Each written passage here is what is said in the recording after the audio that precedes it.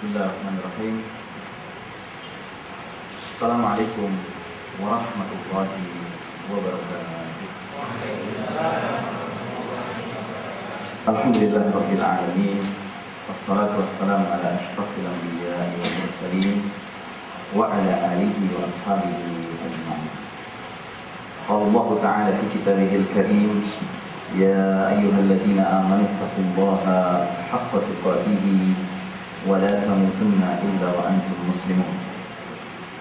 Hadirin jamaah rahimakumullah, alhamdulillah pada siang hari ini Allah Ta'ala mempertemukan kita di majelis ini, dan hanya kepada Allah Ta'ala sajalah kita bermohon, berharap semoga majelis ini menjadi majelis yang Allah berkahi. Semoga ilmu yang kita terima di majelis ini membawa manfaat untuk dunia dan akhirat kita bersama.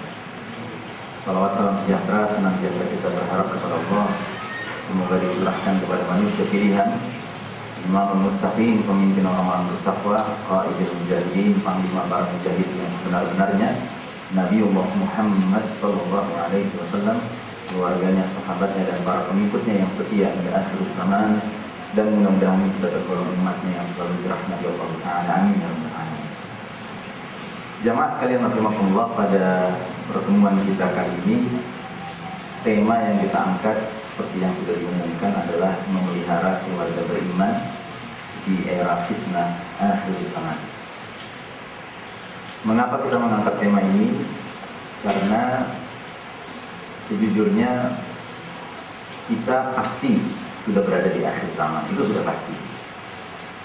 Begitu kita tahu diri kita ini adalah hidup di zaman setelah diutusnya Nabi Muhammad SAW, maka seluruh umat Muhammad SAW adalah umat akhir zaman. Karena beliau adalah khataman nabiyyin, penutup rangkaian para nabi. Makanya beliau dijuluki Nabi akhir zaman. Semenjak Nabi Muhammad SAW diutus ke muka bumi ini, dunia perjalanannya sudah mencapai lembaran akhir zaman. Oleh karenanya Nabi pernah menyatakan dalam sebuah hadis, bu'istu ana was-sa'atu kahatain. Aku diutus dengan datangnya as-sa'ah seperti ini. Lalu Nabi mengisyaratkan dua jari beliau yang beliau himpun. Tidak beliau jauhkan, tapi beliau himpun. Jadi kalau telunjuk itu isyarat kapan Nabi diutus, jari tengah isyarat kapan terjadinya as-sa'ah, maka ini dua peristiwa yang berdekatan, kata Nabi. Oleh karenanya semua kitab para ulama kita, jika menghimpun hadis-hadis tentang alamatus sa'ah, tanda-tanda sudah dekatnya as-sa'ah, pasti tanda yang paling pertama adalah diutusnya Nabi Muhammad sallallahu alaihi wasallam. Maka sekali lagi kita mengangkat tema ini karena pertama sudah pasti kita bahagian dari umat yang hidup di akhir zaman. Tapi kemudian kita memberi tambahan catatan, bukan akhir zaman sembarang akhir zaman, tapi kita ini ditakdirkan Allah hidup di era fitnah akhir zaman, di mana hadis yang berlaku adalah yang dibacakan oleh pembawa acara tadi, badiru bil a'mali fitanan kaqita'il lailil muslim. Bersegeralah kalian beramal sebelum datangnya fitan. Fitan itu bentuk jamak dari fitnah. Fitnah cuma satu, ujian. Tapi kalau fitan itu ujian. Dan kata Nabi, ujian-ujian itu datang bertubi-tubi dan dalam jumlah yang begitu banyak. Qat'il lailil muslim, menyebabkan dunia ini menjadi laksana malam yang gelap gulita. Kita kalau lagi di rumah kerja malam hari, tiba-tiba mati lampu, walaupun di rumah sendiri, bisa-bisa kita mencari lilin, mencari senter, nabrak kursi, nabrak meja, nabrak mebel, ya kan? Kenapa? Karena gelap. Nah begitulah kondisi dunia kalau sudah gelap, orang itu mudah menabrak sini, menabrak sana. Nah sudahlah dalam keadaan gelap, lari pula, gitu. Lari gelap-gelap ya, nabraknya bukan nabrak sembarang nabrak, ya kan, tapi sampai luka. Nah jadi saudara sekalian rahimakumullah, kita adalah umat yang hidup di era fitnah akhir zaman. Dan era fitnah akhir zaman ini adalah era yang sangat penuh dengan ancaman. Sebab ancamannya kata Nabi sudah bukan lagi sekedar kita terperosok ke dalam mengerjakan dosa-dosa kecil, bahkan bukan dosa-dosa besar, tetapi kata Nabi yusbihur rajulu mu'minan wa yumsi kafir. Kalau sudah datang era itu, pagi hari seseorang masih beriman, sore harinya menjadi kafir. Bayangkan. Jadi urusannya bukan pagi hari berbuat kebaikan, sore hari berbuat keburukan. Bukan. Ini urusannya bukan antara baik dan buruk. Kalau urusannya antara baik dan buruk sudah masalah. Tetapi seburuk-buruknya perbuatan orang beriman masih bisa diampuni Allah Ta'ala. Tapi kalau seseorang sudah menjadi kafir, sebaik-baik perbuatan orang kafir ada nilainya kan di sisi Allah? Tidak ada nilainya di sisi Allah. Nah, maka saya sering mengistilahkan hidup di era fitnah akhir zaman ini, ancamannya adalah tersebar luasnya virus MTS, murtad tanpa sadar. Ya. Nawaqidul iman, pembatalan keimanan. Nawaqidul Islam, pembatalan keislaman. Nawaqidul syahadatain, pembatalan dua kalimat syahadat. Sehingga muncullah orang-orang yang merasa dirinya masih beriman, padahal di mata Allah Ta'ala sudah tidak beriman. Baik, ini mukadimah ya. Nah, jadi saudara sekalian rahimakumullah, lalu kenapa kita harus membicarakan keluarga? Karena pada hakikatnya kita semua ini adalah bahagian dari keluarga. Semua kita kan produk dari keluarga.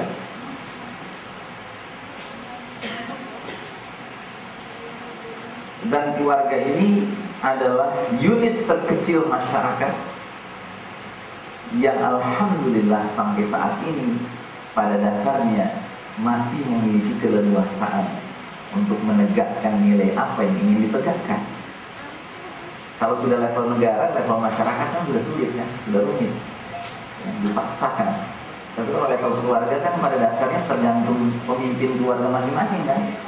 Anda pemimpin keluarga mau menegakkan nilai apa dalam keluarga Anda? Nilai komunisme? Silahkan, urusan Anda itu. Mau menegakkan nilai liberalisme? Silahkan. Termasuk mau mengibarkan bendera la ilaha illallah Muhammad Rasulullah? Silahkan. Nah, kita berharap kalaupun kita menjadi pemimpin keluarga, ini sudah pada jadi pemimpin keluarga ya? Oh, yang senyum tapi belum. Calon-calon penyesal, tolong jangan ditunda-tunda. Makin ditunda makin besar penyesalannya. Kenapa baru nikah sekarang? Orang kalau baru nikah malam pertama dia menyesal.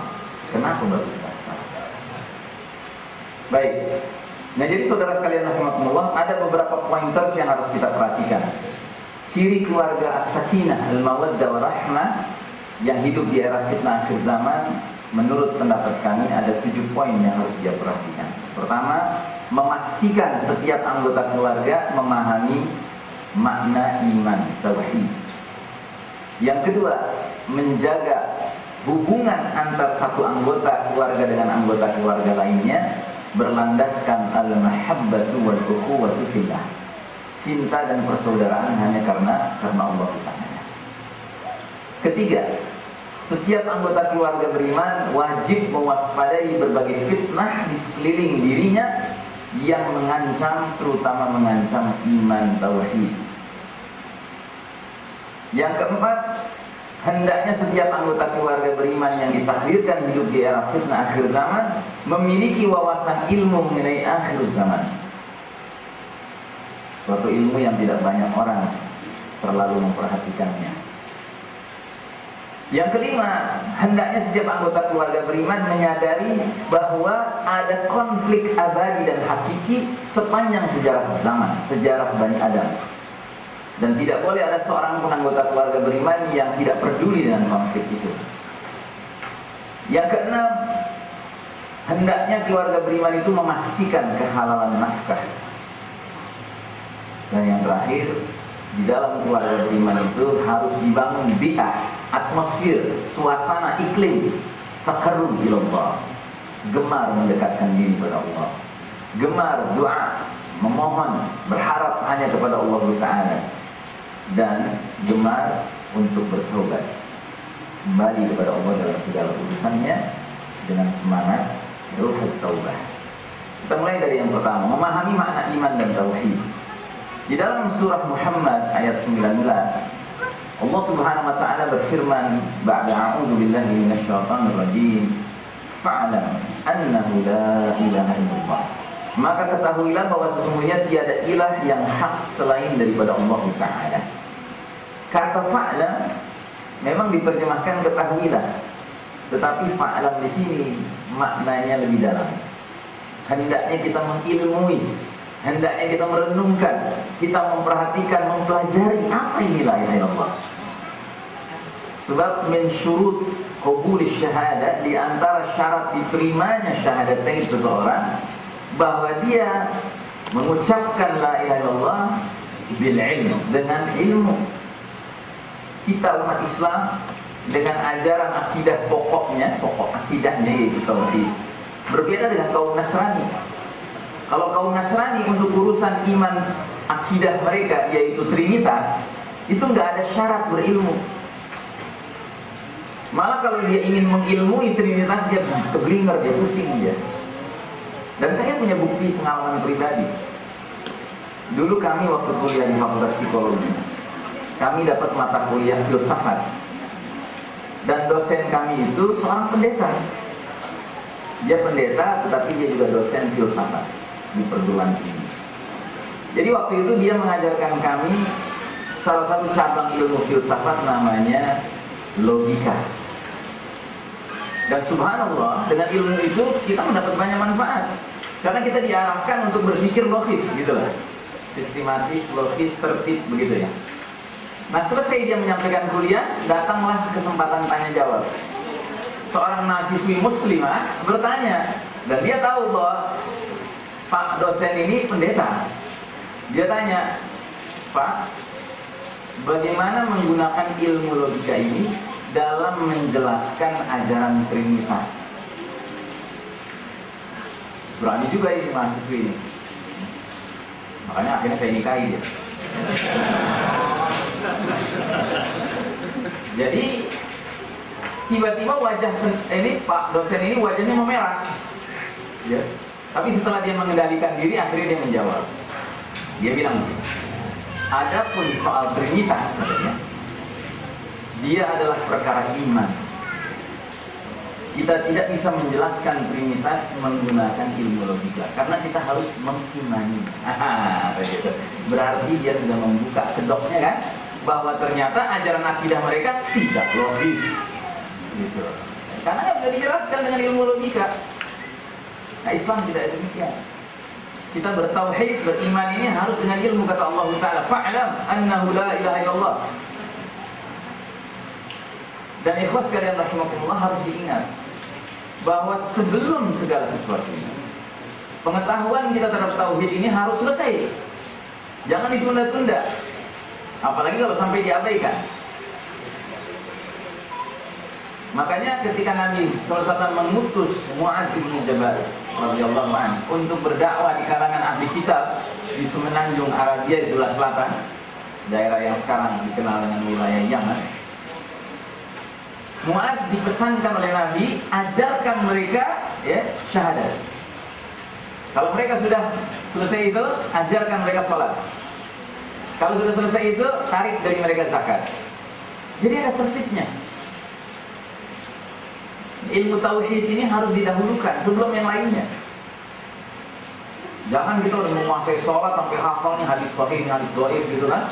Oh, rinci gitu sholat kita bisa uraikan, tapi kita nggak paham tauhid. Iya. Sholat itu berlandaskan apa kalau begitu? Makanya semua ayat Al-Quran berbicara tentang amal saleh mesti didahului dengan iman. Alladzina amanu wa amilus shalihat. Karena ini harus selesai dulu. Nah, ikhwas sekalian rahimakumullah, Nabi pernah mengajarkan para sahabat melalui satu riwayat yang disampaikan oleh sahabat Jundub bin Abdullah. kunna ma'an nabi sallallahu alaihi wasallam wa nahnu fityanun hazawiratun fata'allamna al-imana qabla an nata'allama al-Qur'an thumma ta'allamna al-Qur'an fazdadna bihi imanan. Kami ketika bersama Nabi SAW dahulu kala, ketika kami masih merupakan pemuda-pemuda yang kuat, berarti ketika Jundub menyampaikan hal ini, mungkin dia sedang bicara dengan cucunya ya, dengan generasi tabi'in, dia sendiri sudah tua. Sehingga dia katakan dulu kami waktu masih muda-muda bersama Nabi, kami belajar iman sebelum belajar Al-Quran. Kemudian kami mempelajari Al-Quran, maka dengan begitu bertambah iman kami. Walaupun jangan kemudian didikotomikan ya, jangan sentuh Quran sebelum kita iman gitu. Ya enggak, bagian dari mendalami iman itu lewat Al-Quran. Cuma artinya begitulah para sahabat. Mereka itu ditanamkan kuatul iman, kuatul tauhid ya sebelum yang lain-lainnya, hatta Al-Quran.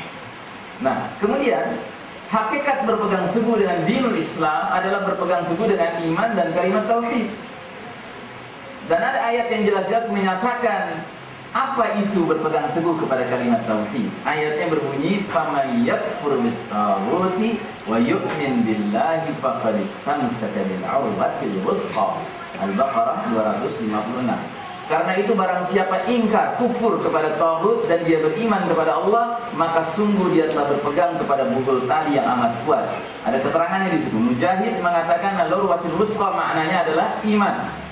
Sedangkan As-Saddi mengartikannya dinul Islam. Sedangkan menurut Sa'id bin Jubair dan Ad-Duha, makna dari al-urwatil wuthqa adalah kalimatul la ilaha illallah. Jadi, faman yakfur bit-taghuti wa yu'min billahi faqad istamsaka bi kalimati la ilaha illallah. Barang siapa yang ingkar kepada taghut, iman kepada Allah, sungguh dia telah berpegang pada buhul tali yang kuat, yaitu kalimat la ilaha illallah. Berarti berpegang pada kalimat tauhid mempunyai dua syarat yang tidak boleh ditawar-tawar. Pertama, al-kufru bit-taghut, yang kedua al-imanu billah. Nggak boleh, ini bukan opsional, ini bukan pilihan. Saya mah sibuk iman pada Allah aja, nggak usah lah mau kufur tauhid, nggak bisa. Atau sebaliknya, saya mah yang penting kufur tauhid gitu, soal iman Allah belakangan. Nah, ini harus bersamaan, ini simultan. Makanya kalimat tauhid ini kan kalau kita lihat ada dua kalimat di dalamnya, ada kalimatul nafi, ada kalimatul isbat. Ada kalimat pengingkaran, penafian la ilaha, dan ada kalimatul isbat, kalimat pengokohan. Ada negating sentence, proclamation, ada confirming proclamation. Ini harus serentak, tegak gitu loh. Maka alangkah ironisnya kalau ada orang merasa bertauhid sambil dia beriman pada Allah, beriman pada tauhid juga. Ajib. Bagaimana bisa bertemu dalam dirinya dua keimanan yang bertentangan? Dan yang lebih parah lagi kalau orang sampai nggak bisa membedakan antara tauhid dengan ulil amri minkum. Kasihan deh loh. Yang ulil amri minkum, yang tauhid dibilang ulil amri minkum. Nah, jadi saudara sekalian rahimakumullah, ini harus duduk dalam kejelasan. Ini harus duduk dalam kejelasan. Seruan tauhid merupakan pesan abadi para nabi dan rasul sepanjang zaman, sehingga dia termasuk asluddin, intisari beragama.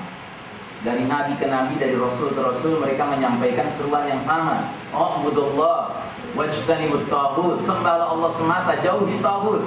Ya, atau u'budullah ma lakum min ilahin ghairuh, sembahlah Allah, gak ada ilah bagi kalian selain daripada Allah. Seruannya sama. Syariat boleh berubah-ubah, tetapi seruan tetap sama. Makanya ini dikatakan asluddin. Ini intisari, pokok dari ajaran Islam yang wajib dipahami oleh setiap muslim. Seseorang tidak dikatakan beriman bila dia tidak memahami intisari ajaran Islam. Dan intisarinya adalah al-kufru bit-taghut wal imanu billah. Sehingga di dalam kajian tentang nawaqidul iman, pembatal keimanan, ada salah satu pembatal keimanan namanya al-i'rad, berpaling. Berpaling itu dari apa? Berpaling dari agama. Dan berpaling dari agama itu berpaling dari intisarinya agama. Berpaling dari mempelajari intisari agama. Makanya alangkah ironisnya udah ngaji tentang sholat, udah ngaji tentang haji, ngaji tentang puasa, ya, ngaji tentang fikul munakahat bahkan gitu kan, tapi nggak pernah ngaji tentang tauhid. Dan kalau ngaji tentang tauhid dipilih-pilih, ubudullahnya dikaji, tetapi wajtanibut tauhidnya nggak dibahas. Ya, ini gimana? Pantes kalau umat ini nggak kunjung beres. Ngaji yang paling pokoknya aja udah dipilih-pilih, dipilah-pilah. Padahal mestinya ini kan simultan. Jadi sekali lagi saya tegaskan, ya, ini adalah perkara yang paling inti. Sekalipun dia masih jahil, masih belum tahu tentang hal-hal yang sifatnya rinci dari agama ini, karena hal ini kadang-kadang hanya dapat dipenuhi oleh para ulama dan penuntut ilmu agama. Tetapi tidak ada seorang yang mengaku muslim, satu muslim pun yang boleh tawar-menawar mempelajari ilmu anit tauhid, ilmu tentang tauhid. Termasuk ilmu anit tauhid adalah ilmu tentang apa yang membatalkan tauhid, harus dipelajari. Nah, oleh karenanya saya menganjurkan di antara buku yang bagus Anda baca adalah buku berjudul Nawaqidul Islam, Pembatal Keislaman. Buku ini sudah diterjemahkan oleh dua jenis penerbit yang berbeda dengan dua jenis judul yang berbeda. Yang sebelah kiri agak ingin lebih komersial sehingga judulnya Awas Terjebak Murtad. Yang sebelah kanan dia lebih ilmiah, lebih menyesuaikan dengan aslinya, judulnya Nawaqidul Islam, diterjemahkan dengan penjelasan pembatal keislaman. Penulisnya sama, memang buku aslinya juga sama. Syekh Sulaiman Nasir bin Abdullah Al-Muan, seorang ulama yang dahulu di penjara selama 9 tahun di dalam penjaranya kerajaan Arab Saudi, sudah bebas, sekarang divonis lagi 15 tahun karena dia istiqomah menolak kehadiran tentara Amerika di bumi Saudi, bumi semenanjung Arab. Nah, jadi saudara sekalian rahimakumullah, ini yang pertama. Yang kedua, keluarga beriman di akhir zaman ini haruslah menjadi keluarga yang setiap anggota keluarga tahu bahwa mereka menjalin interaksi satu sama lain berlandaskan al-mahabbatu wal-ukhuwatu fillah. Cinta dan persaudaraan hanya karena Allah. Suami mencintai istri, istri mencintai suami harus karena Allah. Orang tua mencintai anak, anak mencintai orang tua harus karena Allah. Saudara mencintai saudara kandungnya satu sama lain karena Allah. Kalau ini sudah terwujud, subhanallah, ini akan menjadi keluarga yang sangat solid, bukan keluarga yang sebagaimana kebanyakan keluarga-keluarga lainnya. Sehingga dalam sebuah hadis diterangkan anna rajulan zara akhan lahu fi qaryatin ukhra fa arsalallahu lahu ala madrajatihi malakan. Falamma ata alayhi qala ayna turid? Qala uridu akhan li fi hadhihi al-qaryah. Qala hal laka alayhi min ni'matin tarubbuha? Qala la ghayra anni ahbabtuhu fillah Azza wa Jalla. Qala fa inni Rasulullah ilaika bi anna Allah qad ahabbaka kama ahbabtahu fi. Artinya, suatu ketika seorang lelaki mengunjungi saudaranya di sebuah desa lain. Dia mau bersilaturahim dengan saudaranya di sebuah desa lain. Maka Allah mengutus seorang malaikat, ya, malaikat ini wujud dalam wujud seorang lelaki untuk menemui orang yang sedang mau berkunjung tadi. Di tengah perjalanan ke desa yang dituju, maka malaikat tersebut bertanya, mau kemana kamu? Orang itu menjawab, aku ingin menjenguk saudaraku yang berada di desa lain. Malaikat itu terus bertanya kepadanya, apakah kamu punya satu perkara yang menguntungkan dengannya? Artinya kamu punya bisnis sama dia, urusan bisnis sama dia. Dia jawab, ghairu anni ahbabtuhu fillah. Aku gak punya urusan apapun dengan dia yang kaitannya dengan dunia, kecuali aku mengunjunginya karena aku cinta kepadanya di jalan Allah Ta'ala. Maka kata malaikat itu, ketahuilah sesungguhnya aku ini adalah malaikat yang diutus Allah untuk memberi kabar gembira padamu bahwasanya Allah akan selalu mencintaimu sebagaimana kamu mencintai saudaramu karena Allah Ta'ala. Jadi inilah yang akan menyebabkan satu keluarga menjadi keluarga yang solid. Bila Allah menjadi pengikat mereka, bukan yang lainnya, bukan membangga-banggakan sesama Tanjung nih, gitu. Ya, bukan. Tetapi karena al-iman billah. Dan ini pula yang kata Allah Ta'ala menjadi sebab orang-orang yang akrab di dunia tetap akrab di akhirat, yaitu bila mereka akrabnya dikarenakan takwa. Al-akhillau yawma idzin ba'duhum li ba'din aduwwun illa al-muttaqin. Para teman-teman akrab sewaktu di dunia, kelak nanti di hari berbangkit sebagiannya menjadi musuh bagi sebagian yang lain, kecuali yang akrabnya di dunia landasannya ketakwaan. Ya, kalau kita akrab ini karena ketakwaan, percayalah keakraban kita ini nggak mengenal batas waktu. Tapi kalau keakraban kita ini karena kepentingan tertentu, yang bukan takwa, percayalah ada expired date-nya, bakal usang gitu. Jadi jangan akrab karena wah itu sama-sama EQL nih, nah gitu ya kan. Kalau yang bukan EQL kurang akrab gitu. Jangan begitu. Jangan akrab karena satu komplek, yang di luar komplek nggak mau akrab. Jangan akrab karena satu profesi, yang di luar profesi itu nggak mau akrab. Jangan akrab karena satu partai, ya kan, yang bukan partai itu nggak akrab gitu. Jangan akrab karena satu bangsa, ya kan, lalu bukan bangsa Indonesia nggak akrab gitu. Ya, mana dalilnya, mana ayatnya gitu kita disuruh akrab karena itu. Nah jadi saudara rahimakumullah, bahkan kata Allah Ta'ala, inilah yang menjadi rahasia ya, keluarga ketika di dunia berbahagia, berkumpul, nanti di akhirat juga berkumpul mereka. Allah Ta'ala berfirman, walladzina amanu wattaba'athum dzurriyyatuhum biimanin alhaqna bihim dzurriyyatahum wa ma alatnahum min 'amalihim min syai' kullun bi'in bima kasaba rahim. Orang-orang yang beriman dan yang anak cucu mereka mengikuti mereka dalam keimanan, kami akan hubungkan anak cucu mereka dengan mereka fil jannah. Dan kami tiada mengurangi sedikit pun pahala amal mereka, tiap-tiap manusia terikat dengan apa yang dikerjakannya. Jadi kalau kita mampu mendidik anak-anak kita ini dengan iman, lalu mereka mengikuti kita dengan iman, maka kita akan akrab di dunia sama mereka, di akhirat pun kita akan akrab dan dipertemukan oleh Allah. Sampai ke cucu bahkan. Begitu juga dengan kita sama kakek kita. Asalkan iman menjadi tolak ukur yang mengikat kita satu dengan lain. Tapi perlu kami ingatkan, jika Allah takdirkan nikmat tersebut kita nikmati nantinya, yaitu masuk surga bersama anak cucu kita atau orang tua kakek nenek moyang kita, ya kan? Maka jangan kaget nanti kita sama cucu kita usianya sama. Ya, kita usianya sama kakek kita usianya sama gitu. Ya remaja semua. Usia ideal 33 tahun. Dalam satu riwayat dikatakan ya, usia kahlan, usia optimal. Penghuni surga itu usianya usia optimal, kahlan. Nah ini saudara sekalian rahimakumullah, maka Nabi SAW sampai mengatakan dalam sebuah hadis tentang hakikat bersatu dan berpisahnya manusia. Kata Nabi dalam sebuah hadis, al-arwahu junudun mujannada, fama ta'arafa minha ikhtalaf, wa ma tanakara minha ikhtalaf. Ruh-ruh manusia diciptakan laksana prajurit berbaris. Mana yang saling kenal akan menyatu, mana yang saling mengingkari bakal berpisah. Jadi kalau ruh kita ini menuju ke Allah, murni, mukhlishina lahuddin, tanpa sekutu, Allah akan pertemukan kita dengan orang yang ruhnya juga mirip seperti itu. Dan begitu kita ketemu dengan orang yang nggak begitu ruhnya, ya kan, nggak bisa, nggak ketemu, nggak cocok. Makanya jangan terlalu pusing tentang, oh gimana sih mempersatukan umat ini, ya kan? Bingung gitu kan, oh bikin upaya mempersatukan umat, ngeluarin biaya besar-besar, nggak bisa. Ya. Walau anfaqta ma fil ardi jami'an ma allafta baina qulubihim, walaupun kamu belanjakan seluruh isi bumi ini untuk menyatukan hati orang beriman, enggak bakal bisa kalau satukan hati orang beriman. Walakin Allah allafa bainahum, tetapi Allah lah yang menyatukan orang-orang beriman. Nah maka jadikanlah Allah sebagai pengikat kita. Kita suami istri, ya kan?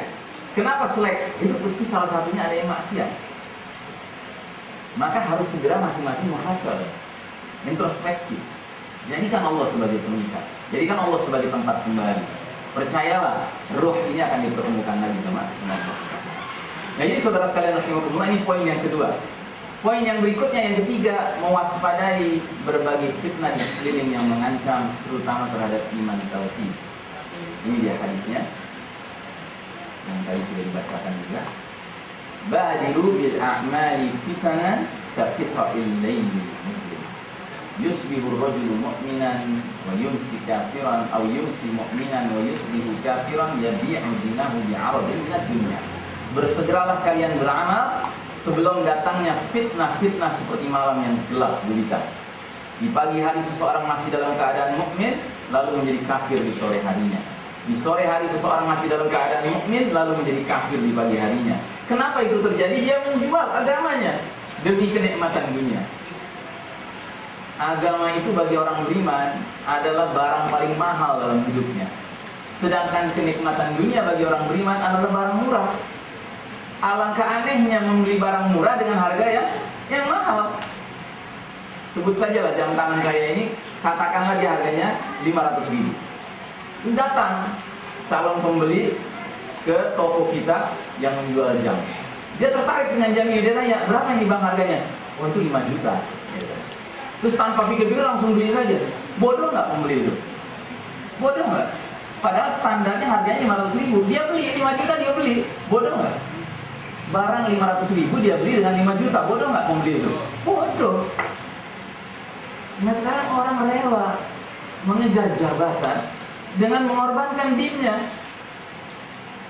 dengan syarat jangan kufur pada tauhid lagi, tapi musyarakah dengan tauhid. Haji mau gitu loh, mau mendapatkan jabatan itu dengan syarat jangan lagi kufur sama tauhid, tapi malah musyarakah dengan tauhid, kerjasama dengan tauhid. Mau pula gitu. Apa yang lebih merugikan daripada itu? Memang sih akibatnya dapat mobil, dapat ini, dapat itu murah semua. Sebab yang paling mahal sudah lepas dari tangannya, dari jiwanya, dari hatinya, dari pikirannya. Na'udzubillah. Jadi saudara rahimakumullah, ini adalah perkara yang harus kita tanamkan pada setiap anggota keluarga kita, bahwa kita sedang menjalani era ini. Era ini sedang kita jalani, Pak. Era di mana fitnah itu begitu banyak sehingga ancaman terhadap umat Islam bukan lagi ancaman dosa kecil, bukan dosa besar, tetapi ancaman tersebar luasnya virus namanya MTS, murtad tanpa sadar. Perlu contoh? Perlu contoh? Contohnya adalah orang dengan ringannya mengucapkan kalimat. Ini contoh ya. Orang dengan ringannya mengucapkan kalimat semua agama sama, semua agama baik, semua agama benar. Begitu dia ucapkan, apalagi dengan keyakinan, batal dengan. Pernah nggak dengar orang ngomong begitu? Ada yang bilang sering. Kalau saya bilang sering, bilang ada situ. Dengan bilang sering, berarti memang sudah benar jadi fenomenal sekarang. Dari mana kita bisa menyimpulkan ini telah membatalkan keimanan? Dari pesan Rasulullah SAW yang menyatakan, khairul kalam kalamullah, khairul hadis kitabullah. Sebaik-baik ucapan adalah ucapan di dalam kitabullah, Al-Quranul Karim. Wa khairul hadi Muhammadin sallallahu alaihi wasallam. Sebaik-baik petunjuk adalah petunjuk Nabi Muhammad sallallahu alaihi wasallam. Nah, sekarang kita lihat Al-Quranul Karim. Apa kata Al-Quranul Karim tentang perkara ini? Allah menyatakan di antaranya, kita lihat ayatnya supaya nggak dikira mengada-ada. Di antaranya Allah Ta'ala menyebutkan dalam surah Ali Imran ayat ke-19. Apa kata Allah? Inna dina indallahil Islam. Artinya apa? Sesungguhnya agama yang diridhai di sisi Allah hanyalah Islam. Hanyalah Islam. Jika ada muslim pernah membaca Al-Quran dan dia ketemu ayat ini, walau nggak ngerti bahasa Arab, tapi dia bisa baca terjemahannya, apa mungkin setelah dia baca kalimat ini, sesungguhnya agama yang diridhai di sisi Allah hanyalah Islam, lalu dalam hatinya dia mengatakan, nggak ekstrim begitu lah. Semua agama baik, semua agama sama. Buktinya saya punya tetangga orang Nasrani baik sama saya. Sebelah kiri tetangga saya muslim jenggotan korupsi. Enggak lah, ini masalah oknum aja, ya kan? Agamanya mah baik semua. Boleh nggak dia punya pendapat seperti itu? Nggak bisa. Apa dia merasa lebih cerdas dari Allah? Apa dia merasa lebih bijaksana dari Allah Ta'ala? Jadi ini statement nggak bijaksana begitu.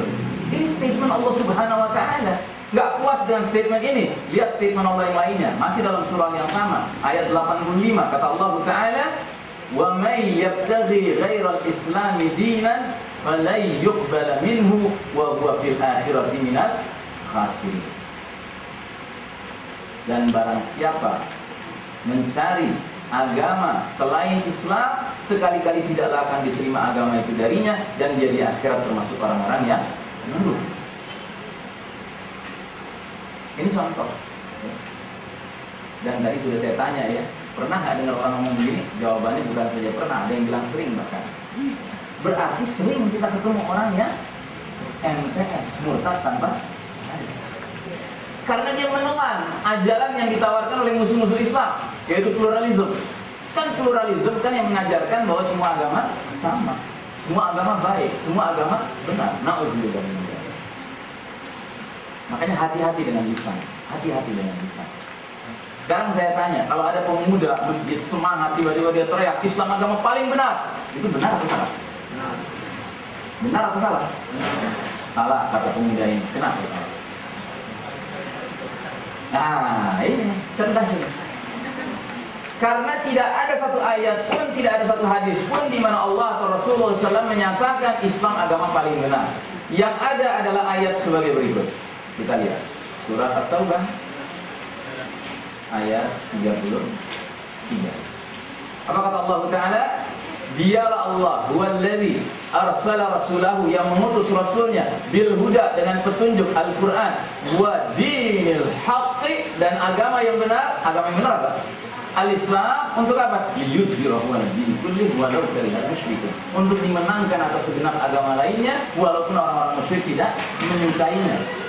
Jadi ada enggak Allah bilang Islam itu agama paling benar? Allah bilang Islam agama yang benar. Kalau Anda mengatakan Islam agama paling benar, berarti Anda mengatakan agama lain juga benar, tapi kurang benar. Yang Allah minta kita tidak mengatakan agama lain itu kurang benar. Yang Allah minta kita bilang agama lain batil. Yang hak cuma satu, al-Islam. Tetapi dewasa ini siapa yang punya keyakinan seperti itu? Illa kali, kecuali sedikit orang. Ya, udah banyak orang sekarang yang anggapannya adalah jangan ekstrim lah, jangan fanatik lah, ya kan, agama lain juga baik, agama lain juga sama lah, semua agama ngajak ke surga, gitu, ya kan? Lah, nah jadi saudara rahimakumullah, ini realitas kita sekarang. Dan itu baru satu contoh ya. Maka kalau ingin tahu lebih jauh lagi ya pelajarilah ya dari kitab-kitab yang tadi saya ambilkan tentang MTS, tentang nawaqidul iman, apa yang bisa membatalkan keimanan kita. Karena itu bagian dari ilmu anit tauhid, dan kita mempelajarinya bukan nanti ujung-ujungnya untuk kafir-kafirin orang, bukan, tapi untuk melindungi iman kita, istri kita, anak kita. Ya, karena kita berada di zaman di mana ancaman fitnahnya sudah bukan lagi terhadap dosa-dosa kecil, bukan dalam bentuk dosa besar bahkan, tetapi sudah riddah, ya, murtad. Dan memang mereka berupaya keras memurtadkan kita. Saya perlihatkan lagi ayatnya. Allah Ta'ala menyatakan dalam surah Al-Baqarah ayat 217, وَلَا يَزَالُونَ يُقَاتِلُونَكُمْ حَتَّى يَرُدُّوكُمْ عَنْ دِينِكُمْ إِنِ اسْتَطَاعُوا. Silakan lihat surat Al-Baqarah ayat 217. Allah Ta'ala dalam ayat tersebut ya, وَلَا يَزَالُونَ يُقَاتِلُونَكُمْ حَتَّى يَرُدُّوكُمْ عَنْ دِينِكُمْ إِنِ اسْتَطَاعُوا. Artinya mereka tidak henti-hentinya 24 hours a day, 7 days a week, 12 months a year, ya kan? 24 jam sehari, 7 hari sepekan, 12 bulan setahun, mereka tidak henti-hentinya memerangi kamu sampai mereka dapat mengembalikan kamu dari agamamu kepada kekafiran. Hatta yaruddukum, sampai kalian murtad dari agama kalian. Nah jadi saudara rahimakumullah, ini istata'u, kata Allah, seandainya mereka sanggup. Tapi mereka berupaya keras. Makanya mereka tawarkan berbagai ideologi, berbagai paham-paham yang pada hakikatnya kalau kita pelajari, itu paham bukan sekedar membuat kita menjadi orang yang akhlaknya rusak, tidak, tapi akidah kita kotor. Maka kita harus mulai memahami bahwa al-iman tidak sekedar yazid wa yanqus. Iman bukan sekedar bisa naik, bisa turun, tapi iman bisa hilang, bisa musnah. Nah ini yang harus kita waspadai, karena ini ancaman zaman kita, era penuh dengan fitnah ini. Nah saudara sekalian rahimakumullah, kita lanjutkan. Poin berikutnya, setiap anggota keluarga beriman yang ditakdirkan Allah hidup di era fitnah di zaman ini, perlu kita tanamkan wawasan mengenai ilmu akhir zaman. Nabi SAW dijelaskan dalam hadis ini pernah suatu ketika menyampaikan ceramah yang ujung-ujungnya jadi daurah sahabian penuh. Dikatakan dalam hadis ini, "Shalla bina Rasulullah sallallahu alaihi wasallam al-fajr wa sa'ida al-minbar fa khatabana hatta hadratiz zuhr." Bayangkan, suatu ketika Nabi mimpin sholat subuh. Habis itu Nabi naik mimbar. Lalu beliau menyampaikan sesuatu sampai zuhur. Subhanallah. Ini bukan kuliah subuh nih. Kuliah subuh sampai zuhur. Lalu datang waktu zuhur, Nabi mimpin sholat zuhur. Selesai sholat zuhur, Nabi naik mimbar lagi menyampaikan sesuatu sampai asar. Subhanallah. Selesai itu Nabi memimpin salat asar, naik lagi mimbar menyampaikan sampai ya yaghrub syams, matahari terbenam sampai maghrib. Lalu kata periwayat hadis ini, dalam khutbah tersebut Nabi SAW memberitahukan pada kami berbagai peristiwa yang telah terjadi di masa lampau dan berbagai peristiwa yang akan terjadi di masa yang akan datang. Dan yang paling tahu di antara kami dari kalangan para sahabat mengenai peristiwa-peristiwa itu adalah orang yang paling kuat hafalannya di antara kami. Jadi Nabi sudah membeberkan kepada para sahabat ilmu tentang akhir zaman. Nabi sudah menjelaskan. Bahkan dalam riwayat yang lain diterangkan bahwa Nabi ketika itu bukan hanya menyampaikan sampai dunia ini datang yang namanya as-sa'ah, tidak, tapi sampai kiamat terjadi, lalu sampai terjadi proses al-mizan, proses yaumul hisab, jangan sampai proses menyeberangi sirat, semua itu diuraikan oleh Nabi panjang lebar. Artinya kita punya warisan ilmu yang luar biasa ini. Yang tentunya bagi kita yang hidup di abad 21 ini, abad modern ini, kita harus cari mana keterangan Nabi yang terkait dengan situasi kita sekarang, kan? Karena kalau bukan kita belajar dari Nabi untuk bagaimana memandang situasi zaman ini, kemana lagi kita mau bertanya? Apa kita bisa merumuskan situasi zaman ini menurut otak kita sendiri? Nggak mungkin, Pak. Ini situasi zaman yang kita hadapi sekarang ini memusingkan, Pak. Nggak bisa kita akan paham situasi zaman ini kecuali dari bimbingan Allah atau Rasulullah SAW. Makanya begitu banyak hadis Nabi yang bunyinya sayati zaman, akan datang suatu zaman begini. Makanya Nabi menerangkan nanti di antara tanda-tanda menjelang dekatnya as-sa'ah, kata Nabi, muncul yang namanya waktu minal kha'in wa khum minal amin. Pengkhianat dipercaya, diangkat jadi pemimpin, sedangkan orang yang amanah dikhianati. Apa nggak cocok dengan kondisi kita sekarang? Kan kondisi sekarang kan syarat dari pemimpin apa? Punya yang namanya the art of lying, ya kan, seni berdusta. Ya, laku dia jadi pemimpin. Tapi kalau dia tipe lempeng-lempeng, jujur-jujur gitu, mana mungkin jadi pemimpin di zaman sekarang? Kalau menjadi paling berapa hari, habis itu dijatuhin. Karena yang di sekeliling dia siapa? Kadzab semua, berdusta semua. Yang nggak connect, hurufnya nggak connect. Dan sebaliknya orang yang amanah dikhianati. Orang yang amanah nggak ditengok. Nah, ini kan kita jadi paham. Oh iya, Nabi udah bilang. Kita jadi tenang gitu loh. Kita nggak jadi emosional, makanya kita cari orang yang soleh, yang layak jadi pemimpin gitu. Capek loh, sampai kapan nggak bakal ketemu. Karena bukan orangnya yang jadi masalah. Ini keadaan situasi seluruhnya harus dirombak gitu loh. Bukan ganti orangnya saja yang penting, tapi harus ganti seluruhnya. Sebab ini dari akar masalahnya sudah ngaco gitu. Ini bukan ngaconya di cabang-cabang, di ranting-ranting, tidak. Ini dari akarnya sudah ngaco. Ya, bibit penanaman syajarah thayyibah ini harus dari kalimat thayyibah. Nggak bisa kita mengharapkan muncul syajarah thayyibah tetapi benihnya, ya, benih makanan burung gitu loh, ya nggak nyambung gitu. Diharapkan bisa tumbuh pohon yang bagus dari menanam, tapi bukan dengan tanaman yang mestinya, yaitu kalimat thayyibah. Baik, selanjutnya hadis lain lagi Nabi menggambarkan tentang roadmap umat Islam. Ini Nabi sudah menjelaskan 15 abad yang lalu bagaimana nih perjalanan umat ini dari awal Nabi diutus sampai menjelang datangnya as-sa'ah. Nah, dalam hadis ini Nabi mengungkapkan ringkasan sejarah umat Islam atau roadmap, ya, peta perjalanan umat Islam. Yang intinya ternyata umat ini dari awal Nabi Muhammad SAW diutus sampai menjelang as-sa'ah akan mengalami 5 periode, 5 babak perjalanan sejarah. Dan babak demi babak sudah kita lalui, di mana kita sekarang yang hidup di era modern ini sudah di babak berapa ini? Babak kedua. Sudah babak berapa? Babak keempat. Bayangkan jumlah babak total cuma 5, Pak. Sedangkan kita sudah di babak keempat. Berarti doomsday is getting near, right? Ya, kiamat lebih dekat, kan? Begitu juga pesan Allah dalam Al-Quran Al-Karim, la'alla as-sa'ata takunu qariba. Boleh jadi as-sa'ah itu sudah dekat waktunya. Ya, apalagi kita tahu jumlah babak cuma ada 5, kita di babak keempat. Ibarat kita masuk bioskop, tahu filmnya ada 5 babak, masuk-masuk udah babak keempat. Ini hitungannya masih di awal film, di tengah film, atau menjelang akhir nih? Menjelang akhir kan? Masa sih kita masih bermimpi, masih jauh kiamat, tenang aja, santai. Let's wake up. Mari kita bangun, mari kita sadar gitu. Ini udah babak 4 ini.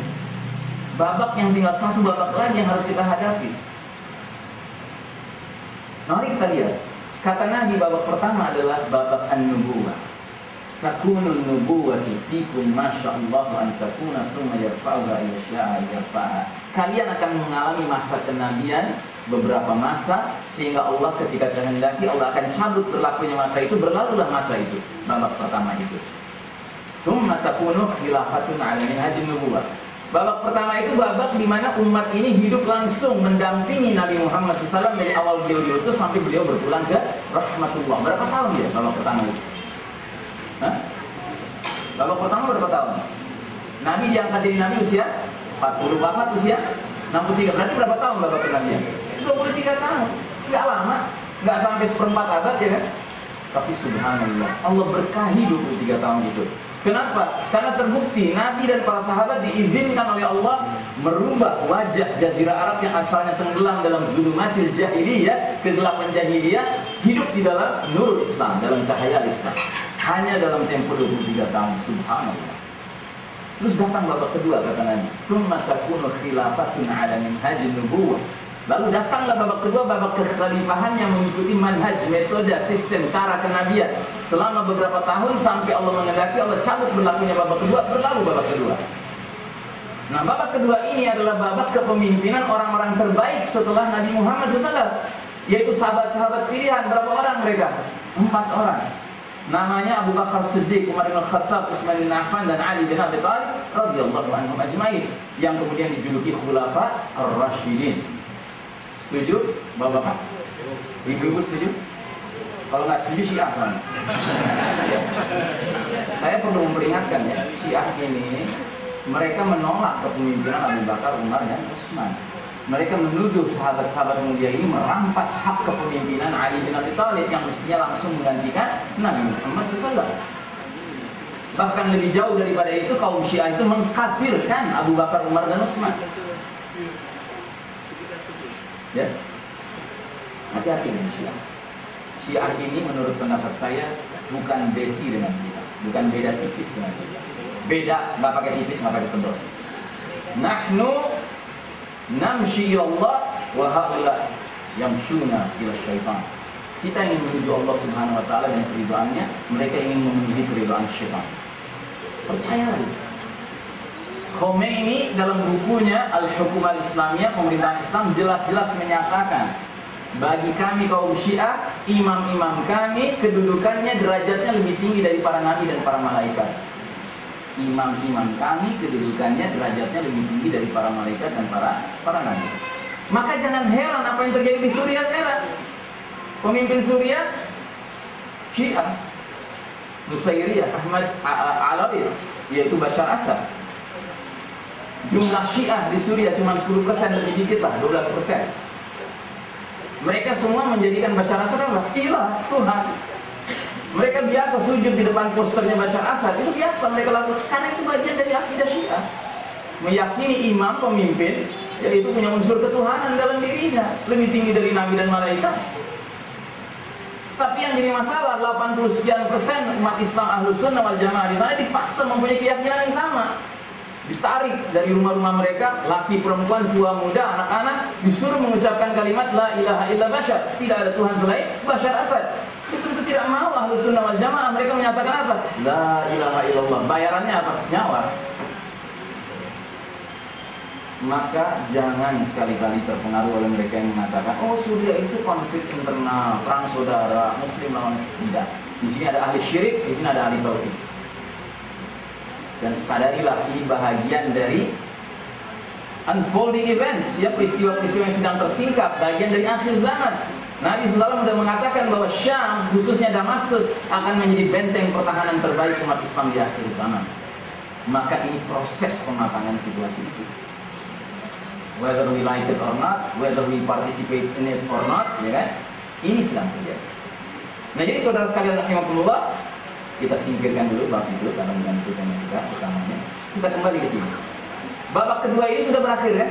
Sudah berlalu kan? Nggak lama juga. Dan Nabi waktu hidup sudah menyatakan, setelah aku nanti akan muncul al-khulafa'u thalathuna aman, akan muncul para khalifah 30 tahun. Dan benar, kepemimpinan Abu Bakar plus Umar plus Utsman plus Ali 30 tahun. Wa ba'da dzalika al-muluk. Habis itu kata Allah, kata Nabi, akan muncul kerajaan demi kerajaan. Makanya Nabi bilang, setelah babak kedua muncullah tsumma takunu mulkan 'adhan, muncullah para raja-raja yang menggigit. Yang dalam catatan sejarah raja-raja menggigit ini adalah khalifah-khalifah memimpin dengan sistem khilafah, namun sayang mentalitas mereka kebanyakan menggigit umat ini. Illa man rahimah rabbuh, kecuali yang dirahmati Allah. Tidak banyak mereka, di antaranya Umar bin Abdul Aziz yang sedemikian adilnya dan istimewanya sampai sebagian ulama menjulukinya Khalifah Rashidah yang kelima. Tapi yang jelas, walaupun mereka raja-raja yang menggigit, mereka tetap berusaha memenuhi kriteria ulil amri minkum yang diterangkan dalam surat An-Nisa ayat 59. Fa in tanaza'tum fi syai'in farudduhu ila Allahi wa Rasul in kuntum tu'minuna billahi wal yawmil akhir. Bila kalian berselisih pendapat tentang suatu perkara, kembalikanlah urusannya kepada Allah, Al-Quran dan Al-Rasul, As-Sunnah, jika kalian benar-benar beriman pada Allah dan hari akhir. Ya, jadi mereka, kerajaan-kerajaan Islam ini, pemimpin-pemimpinnya walaupun memang punya problem-problem moral, tapi mereka berusaha menjadikan dirinya sebagai Islamic leader dengan menjadikan Quran dan Sunnah sebagai rujukan. Nah, jatuh bangunlah kerajaan Islam, dan ini berlangsung ribuan tahun. Dan dari semuanya yang cukup signifikan kita catat ada 3, Daulat Umayyah, Daulat Bani Abbasiyah, dan Kesultanan Utsmaniyah, yang akhirnya runtuh belum ada 1 abad yang lalu. 1924 Masehi, 1342 Hijriah. Belum ada 1 abad yang lalu. Tetapi setelah berlalunya babak itu, kita memasuki babak keempat. Dan itu ditandai dengan munculnya pengkhianat bernama Mustafa Kemal yang mengeluarkan pernyataan, hai umat Islam, kalau kalian ingin maju, nggak ada jalan lain kecuali meniru bangsa-bangsa yang sudah maju lebih dahulu. Siapa yang dia maksud? Eropa. Makanya di antara gagasan utama dari Mustafa Kemal adalah apa? Membubarkan sistem faith state, negara berlandaskan akidah, diganti dengan nation state, negara berlandaskan bangsa. Maka mulailah berkeping-keping, ya. Umat ini menjadi berkeping-keping, terpecah pula, ya. Dulu ketika belum berkeping-keping, kalau seorang muslim dari negeri jauh mau pergi haji, visanya 2 kalimat syahadat. Sekarang visanya baru dapat 9 tahun berikutnya. Daftar sekarang 9 tahun berikutnya baru dapat. Ribet. Nah, jadi kita sekarang berada di babak keempat. Dan seiring dengan munculnya atau berakhirnya babak ketiga, munculnya babak keempat, berlakulah hadis Nabi yang lain yang bunyinya la tattabi'unna sanana allazina min qablikum shibran bi shibrin wa zira'an bi zira'in hatta law dakhalu fi jurri dabbin lattaba'tumuhum. Sungguh kalian umat Islam kelak nanti di akhir zaman bakal mengekor, bakal mengikuti kebiasaan umat terdahulu sebelum kalian, sejengkal demi sejengkal, sehasta demi sehasta, sehingga sekiranya mereka masuk ke lubang biawak sekalipun, kalian ikut bersama mereka masuk ke lubang biawak. Langsung para sahabat menduga, ya Rasulullah, al-Yahud dan Nasara, ya Rasulullah, apakah yang kau maksud umat terdahulu itu adalah kaum Yahudi dan Nasrani? Nabi tidak menjawab, bahkan Nabi balik bertanya, "Faman? Siapa lagi kalau bukan mereka?"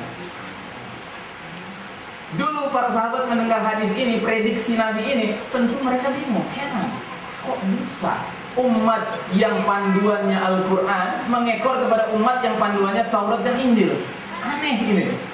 Kenapa aneh? Karena Quran dijamin sama Allah akan asli terus sampai hari kiamat. Sementara Taurat dan Injil nggak ada garansi dari Allah bahwa dia akan terpelihara keasliannya, kan?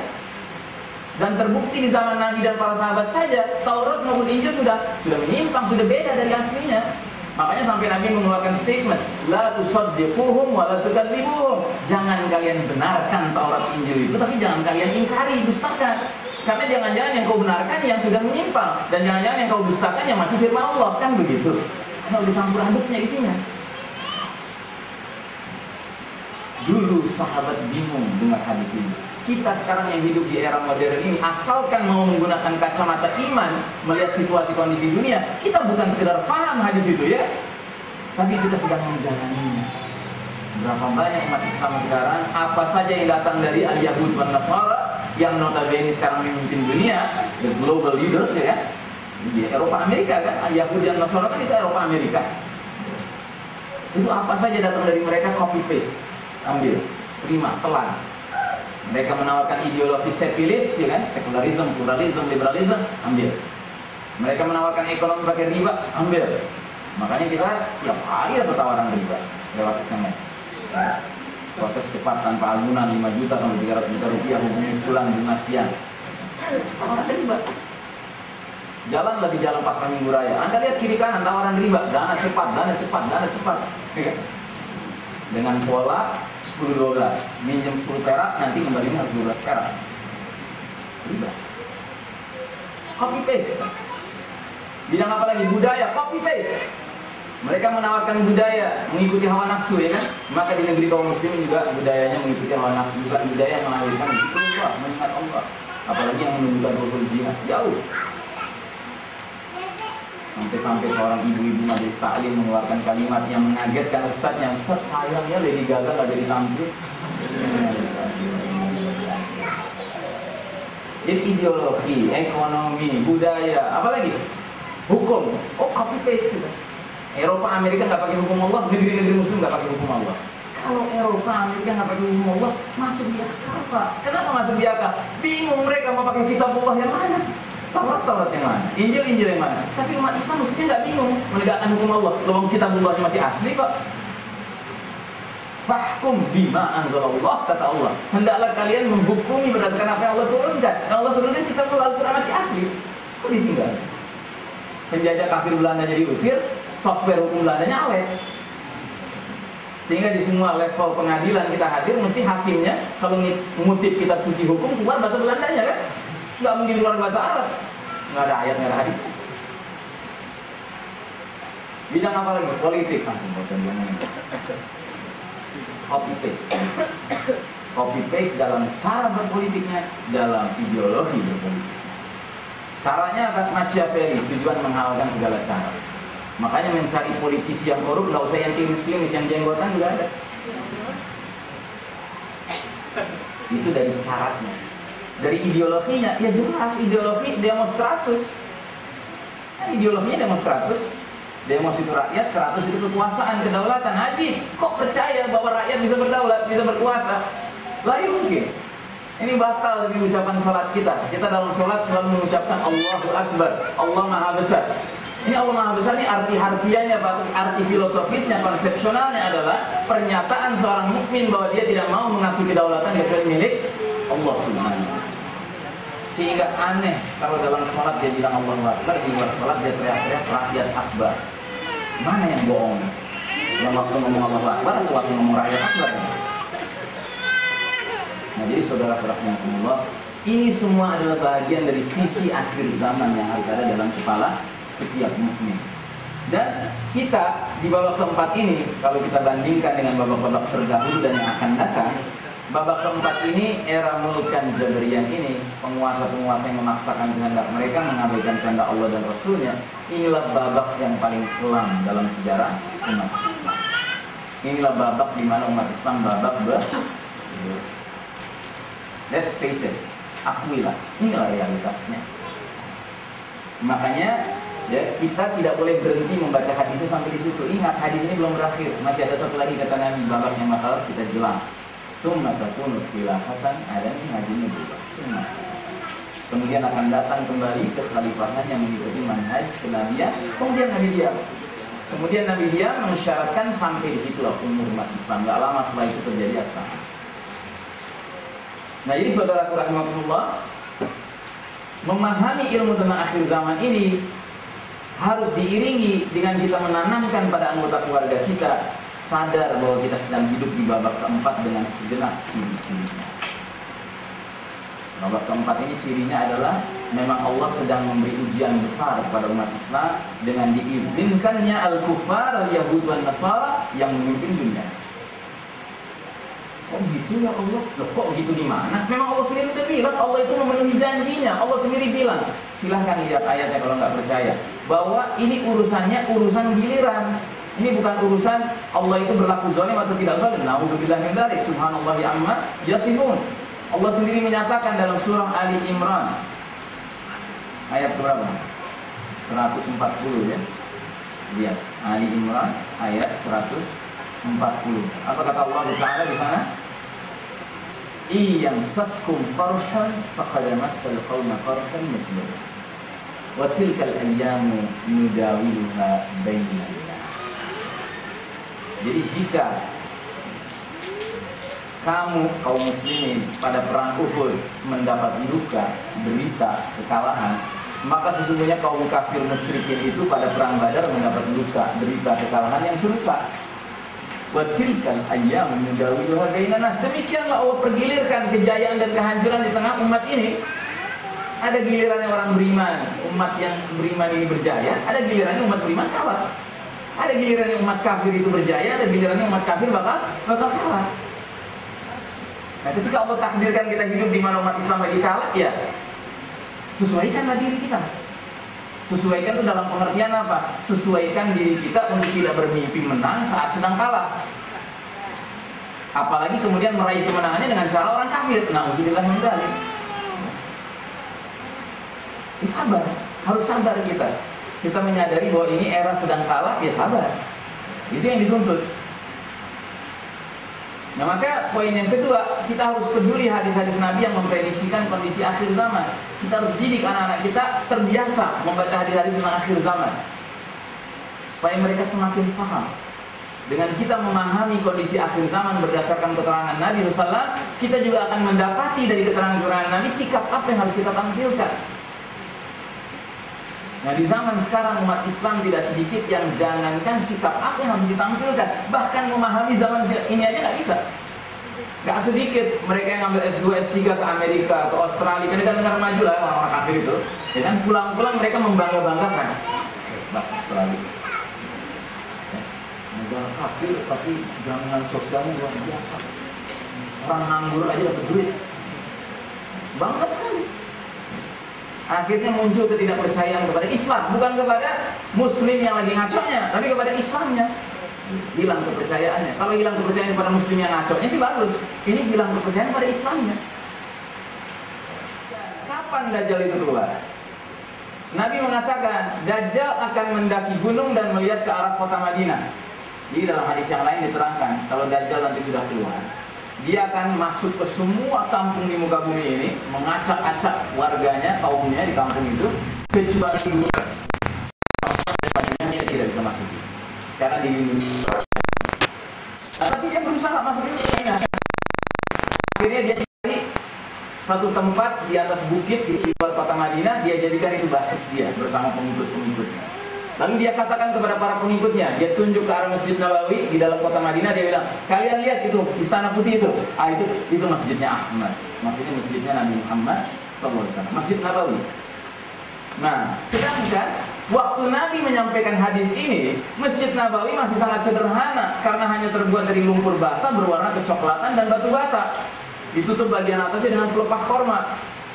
Sementara sekarang Masjid Nabawi itu telah berubah menjadi sangat besar dan nampak indah seperti sebuah istana putih. Dan ini jadi kayak gini, emang udah lama ini? Enggak, baru kan? Baru jadi begini baru. Berarti kita harus waspada, jangan-jangan keluarnya Dajjal nggak lama lagi. Karena Masjid Nabawi sudah menjadi masjid yang warnanya putih dan seperti istana putih. Hadis lain lagi, Nabi mengatakan, ketika Al-Masihud Dajjal nanti keluar, dia tidak akan bisa memasuki Madinah yang pada masa itu memiliki 7 gerbang, yang di setiap gerbangnya akan dijaga 2 malaikat. Sedangkan dahulu kala waktu Nabi berada di Madinah, Madinah itu kota yang kecil, orang bisa masuk ke kota Madinah dari mana saja. Gak ada ceritanya pintu gerbang khusus gitu, gak ada. Sedangkan sekarang kalau Anda lihat peta Madinah, Anda akan lihat di sekeliling kota Madinah itu ada jalan utama 7 biji, ya, jalan kayak jalan tol gitu untuk memasuki kota Madinah. 1 dari arah Jeddah, 1 dari Mekah, dari Rabir, dari bandara, dari Tabuk, dan 2 dari wilayah sekitarnya kayak gini. Nah, ini ada 7 jalur masuk ke dalam kota Madinah sekarang. Makanya wajar kalau ada ulama yang sampai mengatakan probably Dajjal is already around the corner. Boleh jadi Dajjal dari pengkolan jalan. Kita harus siap-siap menghadapi fitnah yang paling dahsyat ini. Ada lagi keterangan lain. Nabi bilang, wa innahu a'war wa inna rabbakum laysa bi'awar. Dajjal itu bermata sebelah, sedangkan Rabb kalian Allah Ta'ala tidak bermata sebelah, tidak a'war. Jadi Dajjal itu matanya dua, tapi sebelah cacat, yang satu saja yang berfungsi. Nah anehnya, beberapa tahun belakangan ini di seluruh dunia simbol mata sebelah ini laku betul. Ya, lihat. Uang $1 ada simbol mata sebelah. Ada artis kali berdunia bikin rumah di pulau pribadi milik dia di Laut Tengah, gambarnya, bentuknya simbol mata tunggal. Namanya Naomi Campbell. Dia punya sebuah pulau pribadi di Laut Tengah, ya, di Mediterranean Sea. Dia bikin rumah yang matanya mata Horus, mata sebelah. Bahkan kepolisian Arab Saudi simbolnya juga mata sebelah. Ini simbol lencananya kepolisian Arab Saudi ini. Termasuk bundaran HI yang Anda cintai itu, dari foto dia dari atas mata sebelah juga. Kalau di foto dari atas ini bundaran HI ini, yang sebelah kanan Jalan Tamrin, yang sebelah kiri Jalan Sudirman. Nah jadi saudara rahimakumullah, we have to be prepared. Kita harus mempersiapkan diri menghadapi yang huru hara akhir zaman ini. Dan ketahuilah, setelah kita mengkaji berbagai hadis-hadis akhir zaman ini, kita jumpai bahwa Dajjal nggak akan keluar kalau Al-Mahdi belum tampil. Berarti Al-Mahdi lebih dulu lagi. Makanya keyakinan kita Al-Mahdi ini sudah bentar lagi munculnya, ini juga lebih-lebih lagi. Dan apa pesan Nabi kalau Al-Mahdi sudah datang? Wa idza ra'aitumuhu fabay'uhu wa la tahzanu qalbi fa innahu khalifatullah al-Mahdi. Bila kalian sudah melihat kehadiran Al-Mahdi, berbaiatlah dengannya walaupun harus merangkak-rangkak di atas salju, karena dialah khalifatullah al-Mahdi. Kenapa kita harus berbaiat dengan dia? Karena dia pemimpin kita di akhir zaman. Dan apa yang akan dia lakukan? Dikatakan dalam hadis, yamla'ul ardu qistan wa 'adlan kama muli'at jawran wa zulman. Dia akan memenuhi bumi ini dengan keadilan dan kejujuran setelah bumi ini dipenuhi dengan kezaliman dan kesewenang-wenangan. Caranya bagaimana? Caranya mengikuti sunnah Nabi Muhammad SAW yang namanya ad-da'watu wal jihad fi sabilillah. Are we prepared? Hal antum musta'idun? Ya, nggak bisa cuma bilang siap. Ya. Kita harus buktikan bahwa kita mempersiapkan diri kita, mempersiapkan istri kita, mempersiapkan anak kita. Ya. Jangan sampai ketika jadwalnya datang gitu kan, dari kantor kita minta izin sama bos, mau cuti perang. Bingung dia. Mau gabung sama siapa kamu? Mau gabung sama pasukan Al-Mahdi. Oh, siapa tuh? Loh, itu bukan yang saya baca di koran kemarin, katanya ada sosok yang dibaiat di Mekah. Oh, teroris itu. Oh, kami mau gabung sama teroris. Nah, udah siap. Nah, jadi ikhwas sekalian rahimakumullah, ini bahagian-bahagian dari ilmu akhir zaman yang setiap diri kita ini harus paham saudara. Sebab musuh kita itu mempersiapkan diri, sementara kita nggak mempersiapkan diri. Bayangkan Yahudi itu nanam pohon ghorqat, sementara sebagai umat Islam hadis ghorqat aja belum kenal. Nah jadi saudara sekalian rahimakumullah, yang keempat, bersabar dan istiqamah mengikuti skenario Allah Subhanahu wa Ta'ala. Jadi kita setelah memahami ya, peta roadmap ini, kita harus memiliki kesabaran dan keistiqamahan menjalani. Walaupun tetap prinsip ayatnya berlaku, kullu ya'malu ala syakilati, tiap-tiap orang beramal sesuai formatnya masing-masing. Kalau Anda punya format berpeluang bisa berangkat ke Syam, silahkan ke Syam sekarang. Kalau memang punya format yang memungkinkan Anda berangkat. Kalau Anda nggak punya format yang memungkinkan, segera melakukan tugas-tugas di negeri ini yang sifatnya mendukung untuk bisa menyadarkan umat agar mempersiapkan diri. Pendek kata, kita harus optimal berbuat sesuai dengan kondisi kita masing-masing, sesuai dengan perjalanan skenario Allah. Jangan sampai kita ketinggalan kereta. Bahkan lebih parah lagi, kita nggak tahu ada kereta. Ini yang lebih parah lagi. Nggak sadar, nggak ingat gitu ada kereta. Yang kelima, menyadari setiap anggota keluarga beriman itu harus menyadari konflik abadi dan hakiki sepanjang sejarahnya ada. Jadi saudara sekalian rahimakumullah, betapapun manusia ingin selalu hidup damai, penuh harmoni dengan sesama manusia lainnya, Namun sesungguhnya Allah Ta'ala telah mentakdirkan, menciptakan konflik abadi dan hakiki sepanjang zaman. Dan tidak ada seorang manusia pun yang bisa mengelak dari konflik tersebut. Manusia tidak bisa bersikap netral menghadapi konflik tersebut. Allah Ta'ala sendiri yang menyatakan, qala bitu ba'dukum li ba'din adu. Katakan, Allah berfirman kepada Adam dan Hawa alaihi wassalam, kakek moyang kita, turun kalian dari surga ini ke muka bumi, sebagian kalian Bani Adam bakal menjadi musuh bagi sebagiannya yang lain. Ini Allah yang mengeluarkan dekretnya.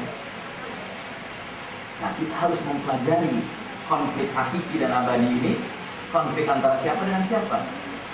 Ya, silahkan baca Al-Quran, bertaburan penjelasannya. Ya. Ternyata konflik ini bainal mu'minin wal kafirin, baina hizbillah wa hizbi syaitan. Ya.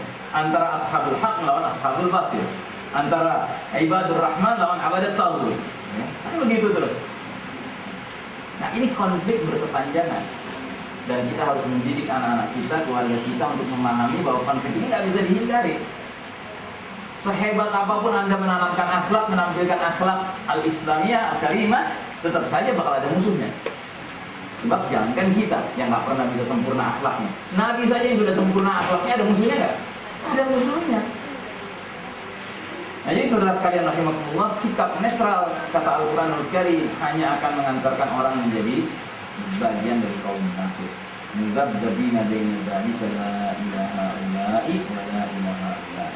Mereka dalam keadaan ragu-ragu antara yang demikian, antara iman atau kafir, tidak masuk ke dalam golongan orang beriman mereka itu, dan tidak pula masuk ke dalam golongan orang kafir mereka itu. Ini al-munafik. Orang-orang yang menyangka dia bisa memposisikan dirinya di atas semua golongan. Dia bisa akrab sama semua orang. Nah, bisa lah. Ya, jangan bermimpi. Dunia ini bukan tempat kita bisa akrab dengan semua orang. Tempat kita bisa akrab dengan semua orang di mana? Di surga, di jannah. Sebaliknya yang di neraka, ya bermusuhan satu sama lain.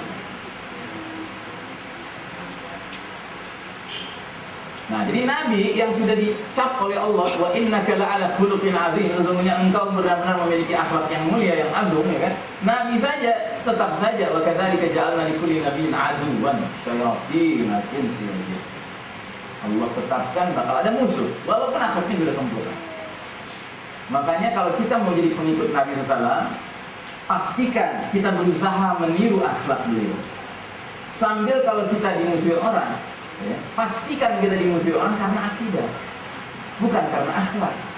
Kalau kita dimusuhi orang karena akhlak, kita yang salah. Kita yang harus introspeksi, memperbaiki diri. Tapi kalau kita dimusuhi karena akidah, memang sudah sepantasnya. Karena dulu para nabi pun dimusuhi karena akidah, bukan karena akhlak. Jelas ya? Nah, ini harus kita pahamkan pada setiap anggota keluarga kita. Kemudian yang berikutnya, sebelum kita yang berikutnya, dan ternyata Allah Ta'ala sudah punya rencana untuk melakukan proses seleksi di tengah-tengah orang umat Islam ini, siapa yang mukmin sejati, siapa yang masuk dalam golongan al-munafiqun. Kata Allah Ta'ala, "Ma kana Allahu liyadhara al-mu'minina 'ala ma antum 'alaihi hatta yamizal al-khabitha min at-tayyib." Allah sekali-kali tidak akan biarkan kaum muslimin dalam keadaan seperti kalian sekarang ini sampai Allah akhirnya menyisihkan dari yang buruk munafikin dengan dari yang baik al-mu'min. Nah, maka makin kita mendekati akhir dari perjalanan dunia ini, makin mendekati as-sa'ah, akan makin banyak peristiwa demi peristiwa yang akan menyebabkan orang tersingkap siapa dirinya, apakah mukmin apakah munafik. Contoh yang paling konkret sekarang ini adalah Suriah. Suriah itu adalah contoh yang menyebabkan orang di luar Suriah akan tersingkap, dia mukmin apa dia munafik. Kalau dia mukmin, dia akan mengatakan Suriah itu pertarungan antara hak dan batil, antara ahli tauhid lawan ahli syirik. Tapi kalau yang munafik ngomongnya apa? Itu konflik internal, perang saudara. Ya, kita jangan terlibat, gitu, ya kan? Siapa al-munafikunnya? Syiah. Syiah itu representasi al-munafikun yang paling resmi. Kenapa? Karena mereka punya ajaran pokok namanya apa? Bohong. Takiyah. Takiyah kan bohong. Sedangkan berbohong itu adalah sifat utama dari kaum munafiqun. Sehingga Allah menyatakan dalam surat Al-Baqarah ayat 8, "Wa minan nasi may yaqulu amanna billahi wa bil yawmil akhir wa ma hum bimu'minin." Ada di antara manusia mengatakan kami beriman pada Allah dan kepada hari akhir, tapi mereka bukan orang beriman kepada Allah. Artinya pembohong. Syiah ini pembohong. Bayangkan dalam ajaran Syiah ada anggapan bahwa Allah itu punya sifat namanya bada'a. Bada'a itu keliru. Allah bisa keliru. Dan kekeliruan Allah apa kata mereka? Ngirim malaikat Jibril ke Muhammad. Mestinya ke siapa? Mestinya ke Ali bin Abi Thalib. Nah,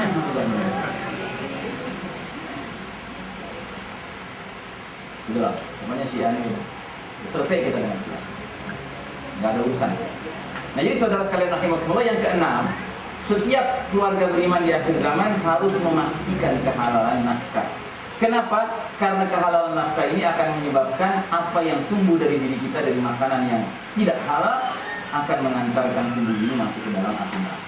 Kata Nabi SAW kepada seorang sahabat, ya Ka'ab ibn Ujrah, innahu la yarbu lahmun nabata min suhtin illa kanatin naru awla bihi.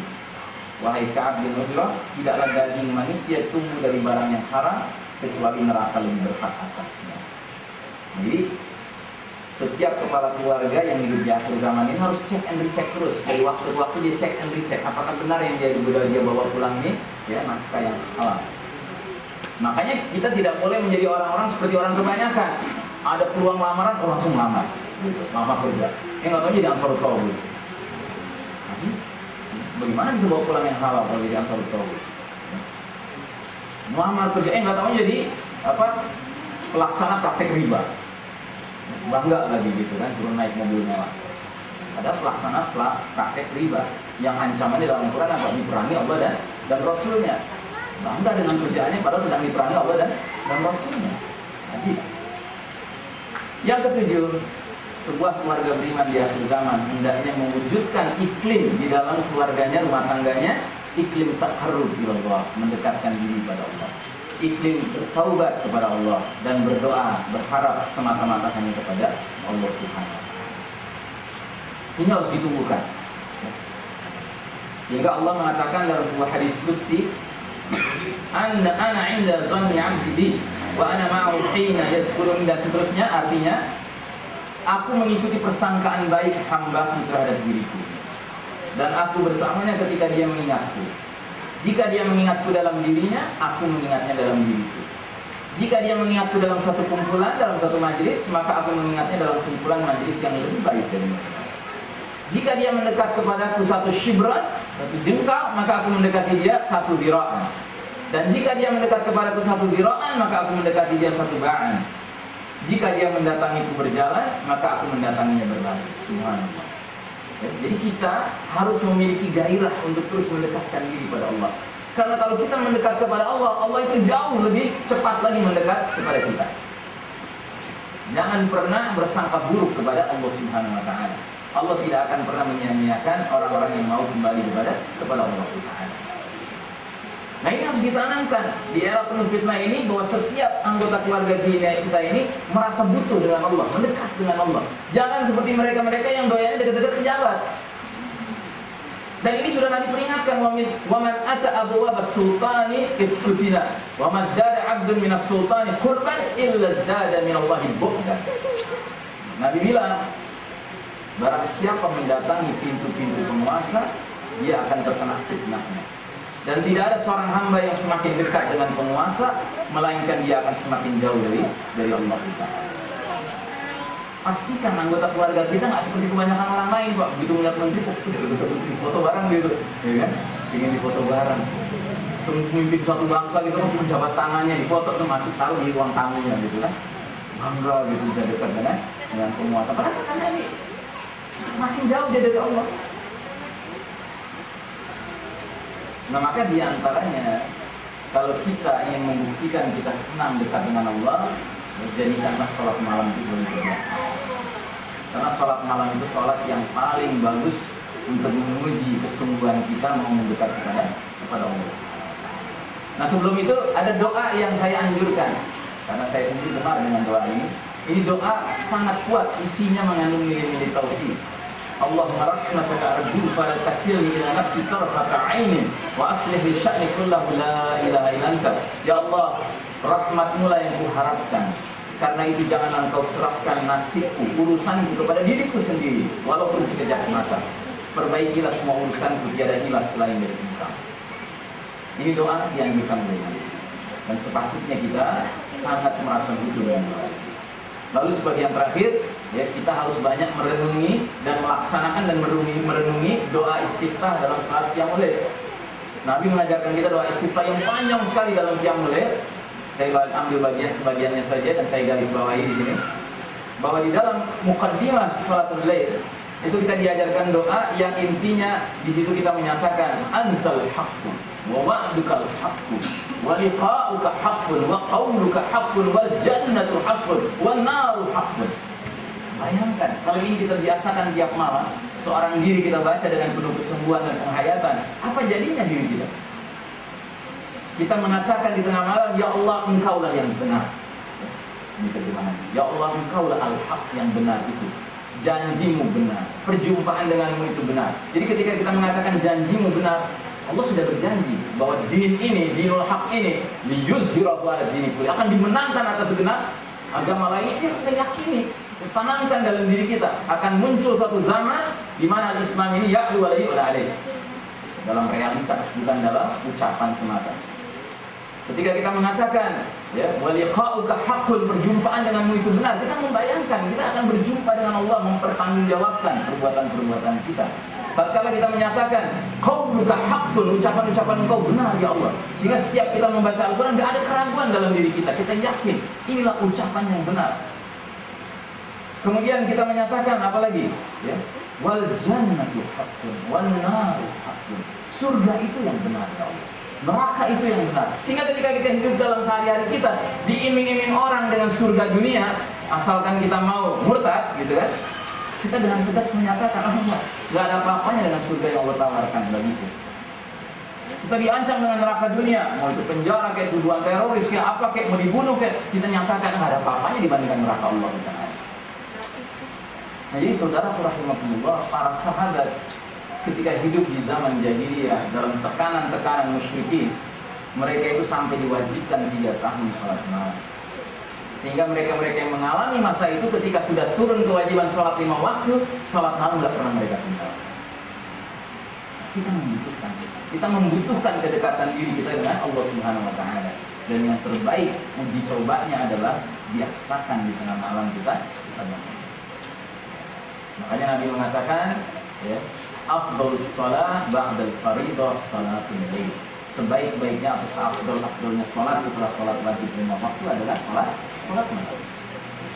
Demikianlah saudara sekalian rahimakumullah, sebagai penutup saya undang saudara-saudara sekalian kunjungi website kami yang kami peruntukkan sebagai early warning system, sistem peringatan dini bahwa kita sudah berada di akhir zaman. Namanya www.bolehjadikiamatsudadekat.com. Website kami ini, artikel-artikelnya sebagian besar tentang akhir zaman, tetapi secara umum juga tentang Islam. Mudah-mudahan kalau Anda mengunjungi website ini, Anda akan dapat wawasannya yang bermanfaat untuk memahami kondisi zaman kita dan sikap kondisi zaman kita. Aku qouli hadza wa astaghfirullah li wa lakum. Innallaha ghafurur rahim. Wassalamualaikum warahmatullahi wabarakatuh.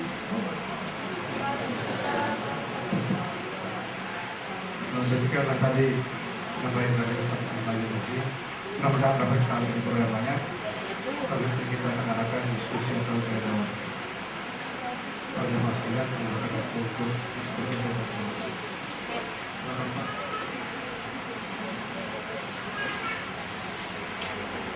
jadi ibu ada yang bertanyakan?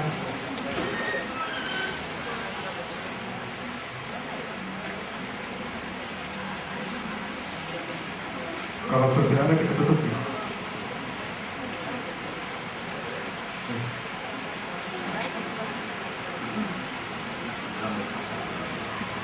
Assalamualaikum warahmatullahi wabarakatuh. Waalaikumsalam. Saya agak terlambat datangnya, tapi saya tidak tahu apakah Ustaz sudah pernah mengalami. Saya pernah melihat di satu video YouTube gitu ya, memang ada sebuah diskusi tentang akhir zaman. Ketika di saat terakhir sekali Ahmad Dada sedang mengepung Al-Qudus. Umat Islam yang tersisa itu hanya sebanyak 1.200 orang saja. Apakah Pasukan Al-Mahdinya sebanyak 1.200 orang. Apakah itu pengetahuan Ustaz adalah arti yang benar-benarnya atau itu luar biasa? Terima kasih. dikumpulkan dulu kan? Yang lain masih ada tambahan? Kita langsung dulu.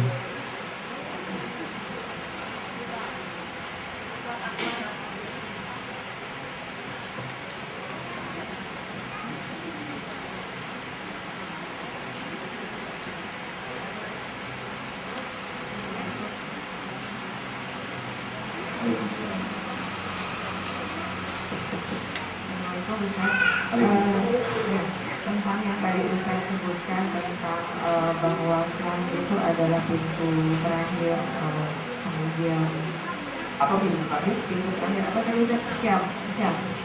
pintu terakhir, benteng Benteng terakhir tentang pertentangan Syiah Sunni itu. Saya terus terang mau melihat peristiwa itu kan khawatir itu bakal terjadi di negara kita ya Ustaz ya. Syiah udah semakin banyak, terus kita lihat di beberapa web juga mereka udah kayak latihan kesetaraan gitu. Terus Syiah juga udah mulai masuk ke KMI juga gitu. Itu kan ada kekhawatiran untuk itu. Nah, tadi saya agak lega juga Ustaz bilang menyampaikan hal ini bahwa Syam soalnya jadi insya Allah berakhir di Syam aja dan nggak sampai ke negara kita gitu ya Ustaz ya. Subhanallah.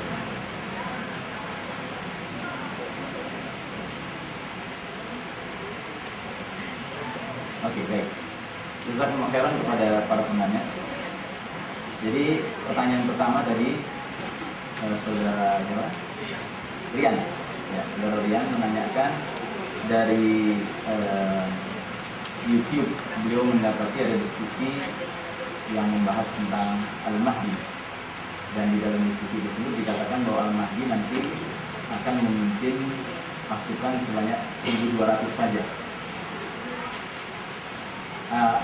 Pertanyaannya adalah apa maknanya di balik angka 1.200 itu? Wallahu a'lam bishawab. Saya secara langsung menemukan hadis yang menyatakan Al-Mahdi itu berpasukan 1.200 saja, itu saya belum pernah menemukan. Yang saya temukan adalah bahwa gelombang pertama yang berbaiat dengan Al-Mahdi itu jumlahnya seperti jumlah pasukan perang Badar, 313 orang. Itu gelombang pertama yang membaiat Al-Mahdi. Sedangkan gelombang kedua yang membaiat Al-Mahdi itu datang orang-orang terbaik dari Syam dan dari Irak, Abdalus Syam, ya, orang-orang terbaik dari Syam dan dari Irak, ya. Dan dalam hadis yang lain diterangkan jumlah mereka 12.000. Jadi bukan 1.200, yang saya ketahui itu 12.000. Termasuk dari Aden Abyan dari Yaman, itu nanti akan datang pasukan pendukung Al-Mahdi juga dikatakan Isna Ashra'al, 12.000 pasukan. Jadi kalau Anda mengutip pandangan yang mengatakan pasukan Al-Mahdi 1.200 orang saja, wallahu a'lam bishawab. Kecuali memang ada satu keterangan dari Nabi yang untuk kasus khusus Al-Mahdi sedang melakukan penyerangan khusus ke wilayah tertentu dengan pasukan yang dia bawa hanya 1.200. Wallahu a'lam. Saya belum pernah baca tentang itu.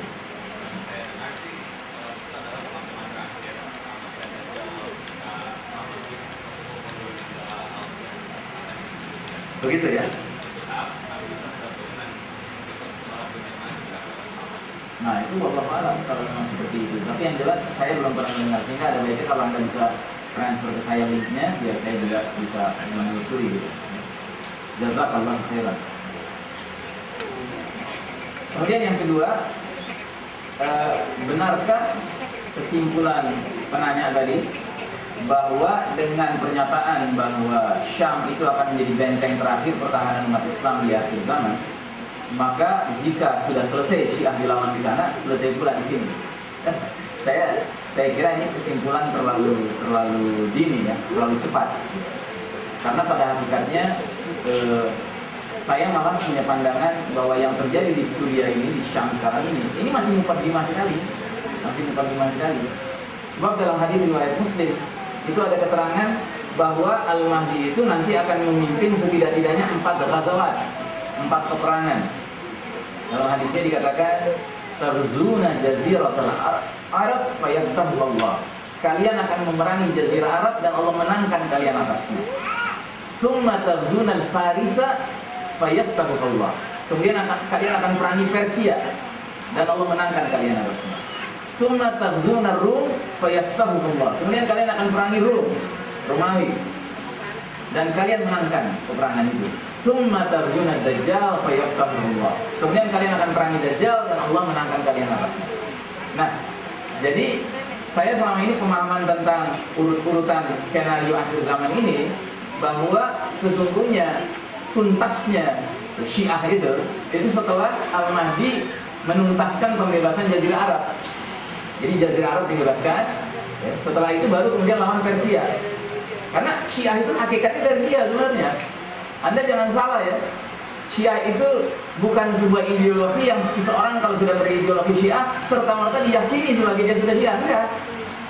Syiah itu mirip sekali dengan Yahudi. Dalam hal apa? Dalam hal orang-orang Yahudi itu adalah orang yang berdarah Yahudi dan beragama Yahudi, ya. Orang Yahudi itu bukan orang yang hanya beragama Yahudi, nggak bisa. Kalau orang nggak berdarah Yahudi, dia nggak bisa dikatakan Yahudi. Paling mentok dia disebut Yahudi terapan. Ya kan? Paling mentok. Nah, begitu juga dengan Syiah. Orang tidak akan benar-benar dipercaya sebagai Syiah kecuali dia orang berdarah Persia. Syiah ini agama rasis dia. Jadi orang-orang di luar Persia yang akhirnya menganut Syiah oleh orang-orang Persia itu dipandang sebagai apa ya? Penggembira gitu. Jadi kasihan dia loh orang Syiah Indonesia. Udah serius-serius jadi Syiah kan? Di mata orang Persia ya tetap aja goib. Nah jadi Mbak, di satu sisi dengan apa yang saya sampaikan ini, kita juga nggak usah terlalu khawatir ya. Karena pada hakikatnya mereka nggak bakal benar-benar jadi Syiah, karena mereka nggak berdarah Persia. Kecuali yang sudah merupakan produk daripada orang Persia yang nikah mut'ah sama perempuan Indonesia, barangkali kan lahir dari anaknya akhir lah, itu boleh jadi. Ya, rada-rada mirip Dani lah gitu kan dalam hidupnya. Nah jadi saya tidak bisa menyimpulkan apakah serta-merta dengan sudah selesainya benteng pertahanan umat di Syam itu kemudian otomatis ini Syiah menjadi selesai, ya kan? Wallahu a'lam bishawab. Ya itu that is something to be seen later on. Ya kan? Nanti kita akan lihat bagaimana perkembangannya. Tapi yang pasti memang kita harus waspada karena sesungguhnya Syiah ini menggeliat. Ya, setiap tahun ratusan pemuda Indonesia dikasih full scholarship, beasiswa lengkap untuk belajar ke KUM. Ya, KUM itu adalah pusat keagamaan ya, Syiah di Irak. Dan saya termasuk orang yang setuju dengan tesisnya Pizarro ya, yang mengatakan bahwa Syiah dan Yahudi ini sebenarnya mereka bekerja sama melawan Islam. Sebab di antara buktinya adalah tahun 2007 terbit sebuah buku berbahasa Inggris judulnya The Treacherous Alliance, Aliansi Pengkhianatan. Isi buku ini adalah wawancara dengan berbagai petinggi dari 3 negara, Amerika Serikat, Israel, dan Iran. Dan ternyata semua petinggi itu mengungkapkan dalam wawancaranya kerjasama diam-diam antara 3 negara ini. Jadi sebenarnya Syiah, Iran ya kan, dengan Israel nggak pernah bermusuhan, apalagi dengan Amerika. Dan mereka itu kong kali kong. Terlalu naif kita kalau percaya dengan media massa yang menggambarkan seolah-olah mereka bermusuhan. Mereka nggak bermusuhan. Mereka bekerja sama. Sebab bahkan Syiah itu sendiri produk Yahudi. Abdullah bin Sabah kan yang buat Syiah. Sosok Yahudi yang pura-pura masuk Islam, kayak Sneturduronya pura-pura masuk Islam untuk ngacak-ngacak barisan umat Islam. Wallahu a'lam bishawab. Baik, kita ada waktu 15 menit untuk diskusi. Assalamualaikum warahmatullahi wabarakatuh. Tadi Ustaz bilang ada korban itu apa yang dilakukan?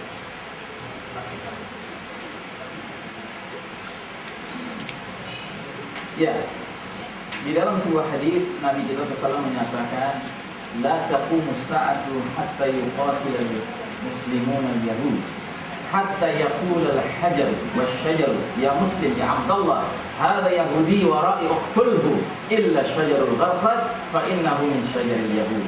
Artinya tidak akan terjadi hari kiamat sebelum kaum muslimin memerangi kaum Yahudi sampai ke tingkat batu-batuan dan pohon-pohonan pun berbicara atas izin Allah, menyatakan, hai muslim, hai hamba Allah, di belakangku ada Yahudi bersembunyi, bunuhlah dia, kecuali pohon Gharqad, karena pohon Gharqad itu pohonnya kaum Yahudi. Bentuknya kayak apa? Bentuknya kayak pohon liar gitu loh. Pohon Gharqad itu kayak pohon liar, dan dia apa, ranting-rantingnya banyak gitu. Kalau dalam bahasa Inggrisnya kayak bushes gitu, kayak bushes. Jadi kayak apa? Bush itu apa namanya? Semak-semak belukar gitu. Pohonnya itu kayak gitu. Nah, jadi itu pohonnya kaum Yahudi. Nah, makanya sekarang di Israel ada sebuah mega proyek menanam pohon sebanyak-banyaknya, dan di antara yang mereka tanam itu pohon Gharqad. Mereka sangat paham hadis ini, dan mereka meyakini hadis ini. Makanya mereka bersiap-siap menanam pohon Gharqad. Kalau kaum muslimin akhirnya sadar sedunia memerangi mereka, mereka sudah tahu di mana harus bersembunyi.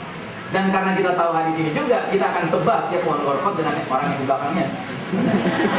Kita kasih ampun gitu kan. Begitu. Nah, sayang saya nggak bisa perlihatkan fotonya. Ini mudah saja, Anda klik aja di internet, Anda tanya ke Syekh Google gitu kan. Anda buka bab image gitu kan. Anda tulis Gharqad atau pohon Gharqad, ya kan? Niscaya akan muncul gambar. Itu mengenai tulisan tadi berarti memakai nanti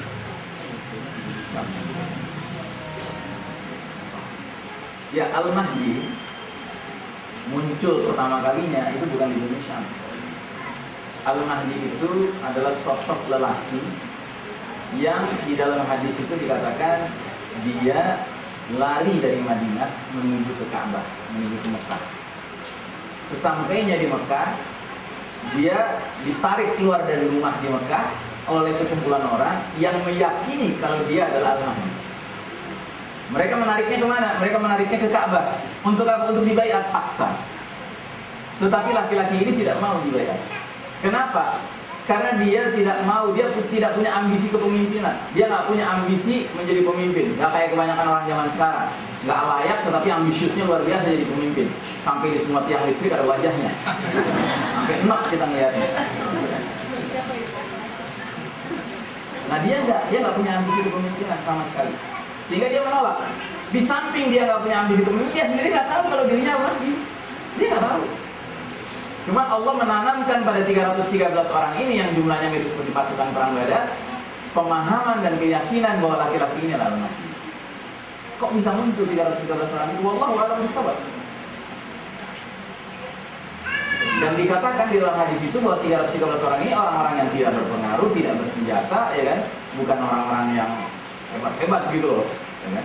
Kayak orang-orang, subhanallah, digambarkan itu orang-orang lemah gitu, orang-orang biasa saja, nggak punya senjata gitu kan. Nah, 313 orang ini sepakat, ini laki-lakinya, ayo kita bayar dia di depan Ka'bah. Ternyata laki-laki ini menolak. Akhirnya mereka paksa, dan paksanya itu sampai ke tingkat mengancam bunuh. Kalau kamu tidak terima bayar kami tebas lehernya. Akhirnya yubayi'unahu wa huwa karihun. Itu bunyi hadis gitu. Mereka membaiatnya sedangkan dia nggak suka dengan pembayatan itu. Artinya dia dibayar paksa. Nah, setelah dia dibayar paksa, dia menangis di depan Ka'bah karena menyadari aku tuh Al-Mahdi. Nggak siap dia. Makanya ada hadis Nabi yang lain menyatakan Al-Mahdiyu minna ahlul bait yuslihuhullahu fi lailah. Al-Mahdi itu dari keluargaku ahlul bait yang Allah akan islah, perbaiki dalam satu malam. Nah, dibaiat siang-siang harinya dibaiat, dia bayar paksa, malamnya Allah islah dia. Sehingga esok harinya tampil sebagai pemimpin yang siap. Buat Allah itu sulit nggak? Nggak sulit kan? Nggak perlu dia ikut diklat kepemimpinan, anak segala macam, nggak perlu. Buat Allah mudah aja. Orang biasa-biasa aja tiba-tiba breng, besokannya jadi siap gitu kan. Buat Allah mudah. Nah, setelah pembayatan itu, terdengar kabar pembayatan itu sampai ke Syam. Nah, penguasa zalim Syam mengirim pasukan untuk nangkap mereka. Tetapi pasukan ini begitu melewati wilayah Al-Baida baina Makkah wal Madinah, sama Allah dibenamkan ke dalam bumi. Nah, berita pembenaman ini ke dalam bumi ini disampaikan oleh siapa? Oleh satu orang yang dibiarin hidup sama Allah. Satu orang ini kembali ke penguasa zalim itu memberitakan terus siar ke seluruh dunia. Nah, maka manusia-manusia muslim yang paham hadis ini segera sadar Al-Mahdi sudah datang. Makanya yang paling segera menyambut pembayatan ini siapa? Orang-orang terbaik dari Syam dan dari Irak. Berarti siapa itu? Mujahidin. yang sedang berjihad sekarang. Mereka segera datang. Tetap bang, mereka bayar. Nah, setelah mereka yang membayar, tentu mereka bersenjata kan? Ya, biasa bawa senjata, ya, kerjaan hari-harinya. Nah, mereka lalu diperangi oleh satu suku Quraisy yang paman-pamannya dari suku Kalb. Begitu bahasa ini, bahasa nasnya begitu. Nah, suku Kalb ini suku yang kaya raya. Sehingga kata Nabi, tetapi pasukan Quraisy ini dikalahkan oleh Al-Mahdi dan pasukan yang mendukung Al-Mahdi, dan mereka ciri-cirinya berbendera hitam. Jadi pasukan Al-Mahdi kalah pasukan Quraisy itu. Lalu kata Nabi, sungguh rugilah orang yang tidak menyaksikan pembagian ghanimah suku Kalb itu. Artinya Nabi sangat menghargai orang-orang yang barisan pertama yang menjadi pendukung Al-Mahdi. Nah, jadi Al-Mahdi itu bukan di Syam munculnya. Di khusus Syam itu nanti ceritanya panjang tuh. Setelah Al-Mahdi bebaskan Jazirah Arab, bebaskan Persia, ya kan? Nah, kemudian lawan Rum. Nah, setelah lawan Rum itulah Al-Mahdi dengan pasukannya konsolidasi ke Damaskus. Panjang ceritanya. Perlu materi sendiri tentang Zuhurul Mahdi, keluarnya Al-Mahdi. Wallahu a'lam.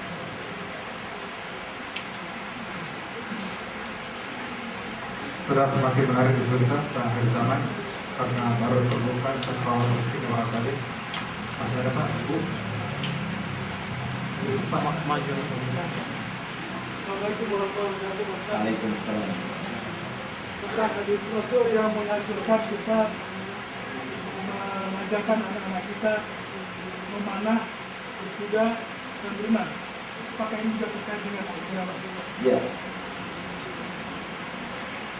Ya, memang hadis Nabi tentang 3 perkara ini cukup jelas ya. Kita ada, walaupun saya tidak hafal, tapi kita sudah sering membacanya. Jadi sibahah, berenang, kemudian berkuda, sama memanah itu termasuk yang perlu dipelajari oleh umat ini. Sebab Nabi bilang bahwa ini adalah bagian dari wa'iddu lahum mastata'tum min quwwatin wa min ribatil khayli turhibuna bihi aduwwallahi wa aduwwakum. Siapkanlah untuk menghadapi mereka segala jenis kekuatan, termasuk kekuatan persenjataan yang dengan itu kalian menimbulkan rasa gentar pada musuh-musuh Allah Subhanahu wa taala.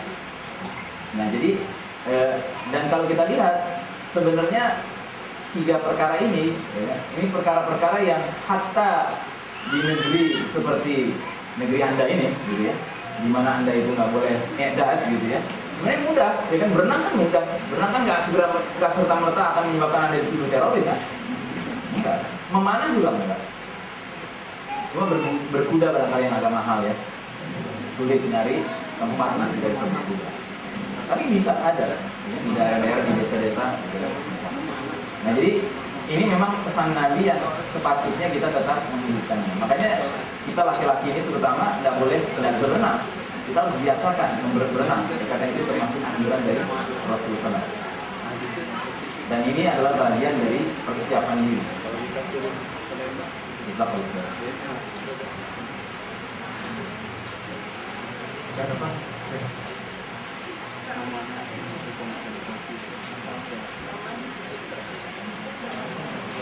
Waalaikumsalam.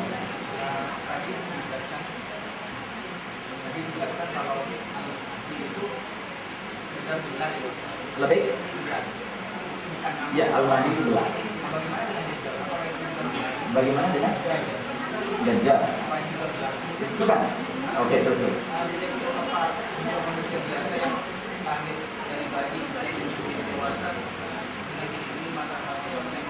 Ya. Baik. Jadi pertama, Al-Mahdi itu belah ya. Lelaki yang mendapat petunjuk Al-Mahdi. Adapun namanya seperti kata Nabi dalam hadis, namanya mirip namaku, nama ayahnya mirip nama ayahku. Jadi Al-Mahdi itu kurang lebih Muhammad bin Abdullah atau Ahmad bin Abdullah. Sedangkan Dajjal itu nama. Dajjal itu nama. Sedangkan gelarnya Al-Masih. Al-Masih Dajjal. Walaupun Dajjal itu punya makna juga. Nah, pertanyaan, kenapa kok Dajjal itu julukannya Al-Masih, sedangkan Isa alaihissalam juga julukannya Al-Masih, ya kan? Ini sering muncul nih di kepala banyak orang Indonesia. Nah ternyata karena kata Al-Masih itu sendiri dalam bahasa Arab punya banyak makna.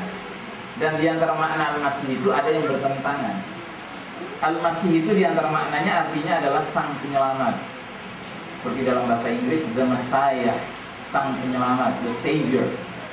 Sedangkan di antara arti Al-Masih yang lainnya adalah sang penipu, sang pendusta. Al-Masih itu sang pendusta, sang penipu. Nah maka julukan Al-Masih Isa alaihissalam itu dalam pengertian sang penyelamat Isa alaihissalam. Kenapa dijuluki Isa alaihissalam sang penyelamat? Karena nanti dia akan turun di akhir zaman melakukan tugas-tugas mulia untuk menyelamatkan umat manusia. Di antara tugas mulianya adalah dia yang akan diizinkan Allah membunuh Dajjal. Dan dia akan mengajak ahli kitab Yahudi Nasrani untuk bertaubat, masuk Islam, masuk agama Nabi Muhammad SAW. Kalau mau diperlakukan sebagai saudara seiman, kalau nggak mau dibunuh oleh Isa alaihissalam. Kenapa dibunuh? Karena itu kesempatan terakhir bertaubat bagi Yahudi Nasrani. Kasar katanya, Isa alaihissalam kalau sudah datang, Yahudi Nasrani nggak mau taubat juga, keterlaluan. Sedangkan Dajjal dijuluki Al-Masih karena dia memang sang penipu, dia adalah sang pendusta. Lalu siapa yang tertipu? Orang-orang yang meyakini Dajjal itu Al-Masih sang penyelamat. Siapa mereka? Al-Yahud. Makanya dalam hadisnya dikatakan Dajjal ketika keluar nanti dia akan keluar dari Asfahan dengan memimpin 70.000 pasukan kaum Yahudi dari kampung Yahudi di Asfahan. Asfahan itu di mana? Isfahan. Isfahan itu di mana? Di Iran. Well, what do you know? Well, what do you know? Ternyata di situ, ya kan? Dan memang sekarang ini saksi-saksi mata menyatakan bahwa di Iran nggak ada satupun masjid Ahlus Sunnah wal Jamaah, tapi sinagog ada. Bukannya Syiah sama Yahudi hand in hand, ya kan? Main matanya canggih, kerjasama. Nah, jadi Isa alaihissalam itu tugasnya membunuh Dajjal. Isa alaihissalam tugasnya mengajak ahlul kitab untuk bertaubat.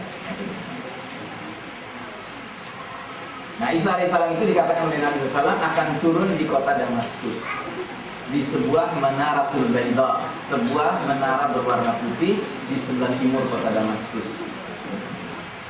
Dan ketika dia turun di antara dua malaikat di kanan dan kirinya di menara putih itu, ternyata menara putih itu menara sebuah masjid yang sebagian besar ulama meyakini itulah Masjid Umawi yang letaknya di sebelah timur kota Damaskus. Dan takdir Allah ketika dia turun sesudah azan subuh.